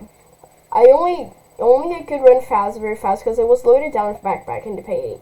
Of course, but any slippers didn't help the situation either. Unfortunately, my dad didn't see me. Just stood there in the driveway in the pouring rain, feeling really cruddy. Clearly, he was going to miss out on art show, receive an F on my geometry test, and get an excused absence on the same day. I got this large painful lump in my throat, and I felt like crying again. But dad must have finally noticed me in his rear view mirror or something, because suddenly he slammed on his brakes. I took off running down the street toward the van as fast as I could. As I climbed in, Dad chuckled. Does Sleeping Beauty need a ride to school, or are you waiting for a prince? I ignored this corny little joke and collapsed into the backseat of the van. I was soaking wet, but I felt happy and relieved. All was not lost yet, anyway. But I also felt really anxious. For the first time this year, I was riding to school in the Roach Mobile, and if anyone saw me getting out of it, I was going to absolutely die. By the time people had run to school, they would have already stopped. Thank goodness the only other vehicle around was a large truck with some men in uniform carrying tall flat panels. I guess that they were displaced for yard show. I thanked that for a ride, grabbed my painting, and climbed out of the van. Just as I was about to slam the door shut, he waited and pointed my backpack on the floor. "Yeah, I think you're forgetting something." I carefully set my painting on the ground and leaned it into the side of the bed. Then I back in and grabbed my backpack. "I think I'm all set now. Thanks again, Dad." I waved and slammed the van door shut. I could not believe that I had actually made it to school in one piece with 6 minutes to spare, and not a single soul had spotted me getting out of the orange bubble, which was a miracle in and of itself. Then I noticed a girl wearing very matchy blueberry raincoat, hair, and boots coming out of the back of the truck right in front of us. "Okay, I agree with that, buddy. It's a piece of art, not a piece of plywood," she snarled into one of the men. I froze and thought about trying to duck back into the van and hide, and too slept, but it was too late. Mackenzie's mouth dropped early. At first she had a look of shock on her face, staring at me. "Eat my van and Max, yes, the roach." Then her lips spread to a really evil grin. "Wait a minute, you're the same Maxwell's bug extermination? And is that a hideous brown thing on top of your van? A dead horse? Let me guess, supposed to be a matching set of those two dead bunnies at your feet." I just got over and didn't say a word. Okay, Mackenzie was the undisputed winner if we were competing for richest snob, cutest design wardrobe, most friends, coolest bedroom, or biggest house. But we weren't. Avant-garde yacht was all about pure and unadulterated talent, which Mackenzie could not buy for her parents' money. It was her Fab Forever fashion illustration against my watercolor. And that was just when I finally remembered my painting. I spun around being willing to grab it as my dad was pulling out. But it was too late. I gasped and watched the horrors. The van tire slowly crushed a glass antique wood frame, my hopes and my dreams. It was shocking and painful to see the unique expression of me that had taken more than 130 hours to capture in watercolor so brutally destroyed in a matter of seconds. But as the torn, twisted, and splintered mass of the side of the curve was not nearly as ugly as Mackenzie's final answer. "Oh no, was that a later art project? Too bad. Hey, just throw some bugs on it and enter as a modern art piece called Maxwell's Bugs on the Garbage." Then she cackled like a little witch and sagged off. I just hated when Casey sagged. I watched sadly as the road mobile turned the corner and disappeared down the road. For the first thing in life, I wished they were inside of it, warm and dry and speeding away. Away from Mackenzie, away from friends who were really not our friends, away from Westchester Country Day Middle School. I didn't fit in this place. I was sick and tired of everything. Sat down to the side of the curb next to the prices of my painting and cried. Then I started to pour again, but I didn't care. I had been sitting there like forever, trying to sort things out inside my head. But it was day it stopped raining. On me. Anyway, they recognized that faint aroma of Snogo fabric softener, Axe brandy spray, and red liqueur. I looked at the spider's lads, and slightly embarrassed to see Brendan standing there, holding an umbrella over me. "You okay?" I didn't answer. And he said his hand. Just looked at it inside it. I saw right out of the curb. It didn't go there much longer. I probably ended up dying of pneumonia, which, by the way, didn't sound like such a bad thing. I grabbed a hold of the sand, and it totally put me out of the wet curb. I could not believe we were doing this stupid little scene all over again. How pathetic. I could not... I rolled my eyes, sniffed, and wiped my runny nails on the back of my hand. I was not going to let him see me cry. Both of us just stood there, not saying anything. He was staring at me, and was staring at the ground. Suddenly, Brendan dug deep into his pocket, and finished out a wrinkled-looking piece of tissue. "I think you have something in your face." "Probably it's not," I said sarcastically, and snatched his tissue from his head. "Yeah, probably," he said, trying hard to smile. Like I dig the shoes." "They're not shoes, they're bunny slippers. It was in a really big hurry this morning, okay?" I rose at him loudly and angrily. Honk. "So, it looks like I had a little accident project." "I wouldn't call it little. Well, make you they feel any better. Mackenzie's entering life-size paper dolls. I'd say her panty's still better than hers. Even in 27 pieces, with mud smeared on it, and a few worms." A mischievous grin slowly spread across Brenda's face. "Come on, everyone knows I have more talent than the smallest burp then." "Yeah, I know, I said, interrupting him, blushing controllably. I hate it when he does me. Okay, even though I was mad at the world, I have to admit, this whole thing was a little funny, in a really bent sort of way. Finally, I smiled at Brendan, and he winked at me. He was such a dork, but in a good way. He had a slightly weird sense of humor, was friendly and a little shy all over at the same time. And unlike me, he didn't obsess about what other people thought about him. And I think that was probably the coolest thing about him. Thanks for the umbrella. Hey, no problem. Then we both walked to the front entrance. Even though the building was warm, I felt really chilled. My slippers were soaked, and it seemed like I was wearing sponges dipped in ice water on my feet. I need to get his shoes out of my locker and go to the office to call my dad. Hopefully, he can drop off some dry clothing. So, I'll off to the office, if you don't mind. My class is on the way. As Brendan and I made our way down the hall, some people stopped and stared, while others pointed and left, but I just ignored her. I needed to look pretty crazy. With every step I took, my bunny slippers went slushy squeak, slushy squeak, slushy squeak, and a small puddles of water behind me. When I finally got to my locker, there was a large crowd of kids gathered around. First I thought they were there for tattoos, but everyone quickly scattered. That's what we were looking at. Felt like someone had punched me in my stomach so hard I could hardly breathe. I covered my mouth and tried to blink back my tears for what seemed like the 10th time this morning. Someone had written in my locker would appear to be ravishing red-hot cinnamon twist lip gloss. By the way, which was Mackenzie's favorite? Bug girl. I'm really sorry, Brenda stammered. Only a real loser would do something as mean as stupid as, but then you hear what Sophie said. I turned around, pushed my way through the crowded hallway, and went straight to the office to call my parents. I couldn't take it anymore. I was leaving Westchester Country Day Middle School and never coming back. Tuesday, October 8th. Today I stayed home school for cold and just lounged in bed all day and drank lemon tea. The Tyra Banks show rocked as usual, but for some reason it didn't cheer me up. After my dad picked me up from school yesterday, I started thinking that maybe I was overreacting. Watching my painting being smacked to a zillion pieces had been pretty traumatic, but it was only my case that was making my life miserable. Making WCD wasn't such a horrible place. Maybe if I tried talking to Chloe and Zoe, we'd get back to being friends again. Maybe Brendan had written me off as a total loser. So, on Monday afternoon, I called the library desk in 5th hour to talk to Chloe and Zoe. Plus, I was a teensy bit curious about how Mackenzie's art project turned out. Good, wait, I was dying to know. My hands were trembling as I dialed the phone. Library phone desk, Zoe speaking. Hi Zoe, it's me, Nikki. I was just calling to see how you guys are doing. You never believe what happened this morning. Very close one for a second. Oh my god, sir. I just want to say you can't talk right now because we're really busy. We don't have time to waste. What's up, Nikki? Brent told us everything that happened. Actually, he's here right now. Too bad about your art project. Zoe stammered nervously. I know, so what did we do? Listen, Nikki, we don't have to hang up now. We're really busy with a project. Close everybody. Say hi. Basically, I just wanted to. Sorry, gotta go. See you tomorrow. Bye. Click. After that conversation, there's no doubt in my mind that Chloe, Zoe, and Brandon practically hated me. There wasn't really anything left to do but make plans to transfer to new school and have a really good cry, which is what I've been doing for the past 24 hours. The only good things that come out of all of this is that parents have been so worried about my emotional state, they finally agreed to let me transfer to the nearby public school. I thank my dad for arranging the scholarship and all, but unfortunately it just hadn't worked out. Surprisingly, Mom and Dad took the news about their anniversary painting being destroyed really well. I even promised I would paint them a new one, although Brienne insisted that she wanted to do it instead.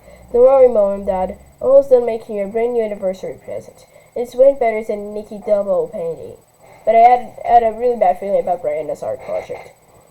When I asked her if she had used fingerprints or crayons, she said no. A black primary marker, and drew over the couch and decided to stop where painting was hanged. Brianna said her drawing was called The Maxwell Family Visits Princess Sugar Plum on Baby Unicorn Island. Mom saw Brianna's wall mural. She just about fainted. And then Brianna tried to get it out by blaming Mrs. Penelope. It was kind of nice for her to laugh again after the feeling is so hopelessly depressed. Wednesday, October 9th. My parents and I drove over to WCD 45 minutes early, so we knew everything taken care of before students started arriving. As Mom and Dad sat in the office chatting with the secretary and completing the school transfer paperwork, I wouldn't help but notice the color displays on the main showway of the art competition. No matter how much I tried to convince myself I didn't care, I just had to know if Mackenzie had won. It was like I was obsessed with something. If I hurried, I could stop by the art competition for a few minutes and still have time to clean out my locker, get back to the office, and be out of the building before anyone could spot me. Well, I better get going, I murmured to my parents. I grabbed the empty card box I had brought to carry the junk from my locker and headed down to the hall. The exhibit was set up in the large student lounge near the cafeteria. It was divided by grades. I hurried past the 6th and 7th grade displays to 8th grade section. There were about 24 entries, and I immediately spotted Mackenzie's. Like everything she did, it was big, bold, and over the top. She had painted 7 life-size mannequins dressed in her Fab Forever fashion on 6-foot-tall panels. I had to admit she was actually a pretty good fashion illustrator. But the strange thing was that I didn't see her first place ribbon. Although knowing Mackenzie, she probably had already taken it home where her parents could have brought some extra baby shoes. Then again, maybe not. I was surprised to see the ribbon was handy on the very last display. Couldn't help pitying the poor asses who put up the drum over Mackenzie very public and humiliating defeat. The winning display was a series of 16, 8, 10 close-up black and white photograph with linked artwork. When I read the title Nursemaid, I almost freaked out. The study book body, a Nikki Waxwell, made me recognize my tattoo artwork on Zoe's shoulder, Chloe's arm, Tyler's neck, Sophia's ankle, Matt Ritz, and then on. So, oh my God. So this must be, this must be the project Chloe, Zoe, and Brandon were working on. They decided we're too busy talking on the telephone Monday afternoon. Slowly but surely, the realization started to soak in. I was like, oh my God, I won first place in Avant-Garde Art. First place and $500. Thanks to Chloe, Zoe, and Brandon. They must have cooked up this elaborate scheme where I thought my painting get destroyed. That fantabulous display with my name on it had probably taken hours to complete. I was so wrong about them. They were best friends ever, and more than a dozen other kids had volunteered to be photographed. And all this totally blew my mind. Maybe WCD was not such a horrific place after all. I actually had real friends here. Of course, didn't hear that was now rich beyond my wildest dreams. I hurried back to the office of days over in Burnside. Mom, Dad, I've changed my mind. I won't stay. They both looked surprised. Honey, are you okay? My mom asked concerned. Actually, Mom, I'm great. I've changed my mind. I won't stay. Please. Well, it's up to you. But are you sure? My dad said, put down his pen. I'm sure. I'm really sure. The secretary gathered the papers from my dad, ripped them in half, and tossed them into the wastebasket. This is great news, she beamed. And congratulations on your first place in the art show. You're coming to reception for the winners this Saturday, right? We give out the cash awards, and the catered dinner is fabulous. Parents looked really confused. I thought I said it didn't. My mom began, but I couldn't interrupt her. Listen, I'll explain all of this later. Like I both have somewhere here to be. I smiled and waved goodbye to them, hoping they would take the hint and didn't get lost. Mom kissed my forehead. Okay, hon, we're glad to see you decided to hang in there. And you can thank Maxwell's intercession for hooking you up, Dad said, and winked. I know we're out for you here. You should just give it a chance. Well, I gotta go. Oh, here, Dad. I tossed him the cardboard box. Can you get rid of this for me? Then he started and rushed out of the office. Students were starting to fill up the halls, and a few actually congratulated me. So I went back to my locker. I wasn't quite sure what to expect. But I was ready and willing to deal with it. The graffiti had been cleaned up. Thank goodness, so I was something new in my locker. I opened the door of the janitor closet and peeked inside. Nikki, please meet us in the janitor closet ASAP. It's very, very important. Chloe and Zoe. Hard, happy face. Chloe and Zoe were sitting on the floor in a corner, looking pretty sad. I felt kind of sorry for them. We owe you an apology for the way we acted, Chloe said. We got really carried away with the tattoo and book stuff, and that wasn't fair to you. Yeah, we learned who our real friends are too. The CPs wanted to hang out with us as long as you were doing the tattoos. We're a bunch of phonies, Zoe added. Actually, I kind of figured out that too. That angry mouth of cheerleader was too scary, I said, shuddering at the memory. Listen, please don't be mad, Nikki, Chloe said, starting up to tear up. But I have a question to make. Zoe cleared her throat. Well, after we heard about the accident with your painting, we rounded up the kids with your best tattoo artwork, and Brendan took pictures of them during lunch. Then he printed out the photographs on the computer of the newspaper's office. Mrs. Speech let 3 of us work on an entry project the entire afternoon in the library. We called it the student body. And you'll never guess what happened. Chloe sniffed, blinking back tears. I won? You won, they said together. Wait, you knew? Zoe asked, surprised. Yeah, I just found out a few minutes ago. Well, you would have done without asking first, but there was no time. You're not mad at us, are you? Chloe asked, and gave me jazz hands to try and light in the mood. Actually, I am very ranky, I hissed. Chloe and Zoe both hung their heads and stared at the floor. We're sorry, just trying to house. So, he muttered. "You're supposed to be my friends. How could you do this to me? I'm ticked. I would have given anything to see the look on Mackenzie's face when she lost. I was trying so hard not to laugh when I was starting to snort. First both girls blinked to look delighted. Then slowly a smile spread across their faces until they were grinning from ear to ear. "Oh my God, Nikki, you should have seen her," Chloe squealed. When they announced he was the winner, she wasn't in shock. It was hilarious. Mackenzie threw a hissy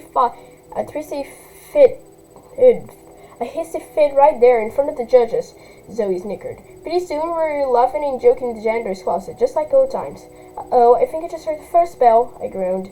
"Let's get out of here before it starts smelling like a mildewy mop." Zoe and Chloe opened the door, and then stood there waiting for me to leave first. "Talent before brains," Zoe winked and gave me the stink eye. "Talent before beauty," Chloe grinned and gave me the jazz hands. "Hey, girlfriends, I see the talent, but one other than me." "But other than me, there's definitely no brains or beauty up in here," I teased. That's when Chloe and Zoe both socked on me on my arm. "Ow," I giggled. "That hurt." Thursday, October 10th. Must have been a big sale at the mall yesterday or something, because 4 girls were wearing the exact same outfit, and I hadn't really noticed until I overheard Mackenzie's ridiculing them in the hall. "Oh my God, look at that art! They're all wearing the same butt ugly and Zimbo. Wait, don't tell me they were giving them away if you were purchase of McDonald's Happy Meal." It was only 7:45 a.m. I was already visualizing duct tape over her mouth. When Mackenzie finally noticed me, she tried to act all innocent. "Just in case you're wondering, I didn't write Bug Girl on her locker. Just how people wear ravish red cotton cinnamon twists, you know? Just rolled my eyes at her. The girl is such a liar. I didn't believe her for 1 second. Mackenzie flipped her hair and glazed at her, perfectly image in her mirror. "Besides, even if I did, you don't have any proof." Then she applied her morning layer of lip gloss. Since I was stuck having a locker next to Mackenzie's for the rest of the year, I decided to use a mind over matter copying strategy that Zoe had developed. In my mind, I was so over being impressed with Mackenzie because she didn't matter. Although I had to admit, those hoop earrings she was wearing were to die for. Why is it that huge dangly earrings that look glamtastic on the CCP girls, but no number girls like me wear them? We end up needing reconstructive cosmetic surgery.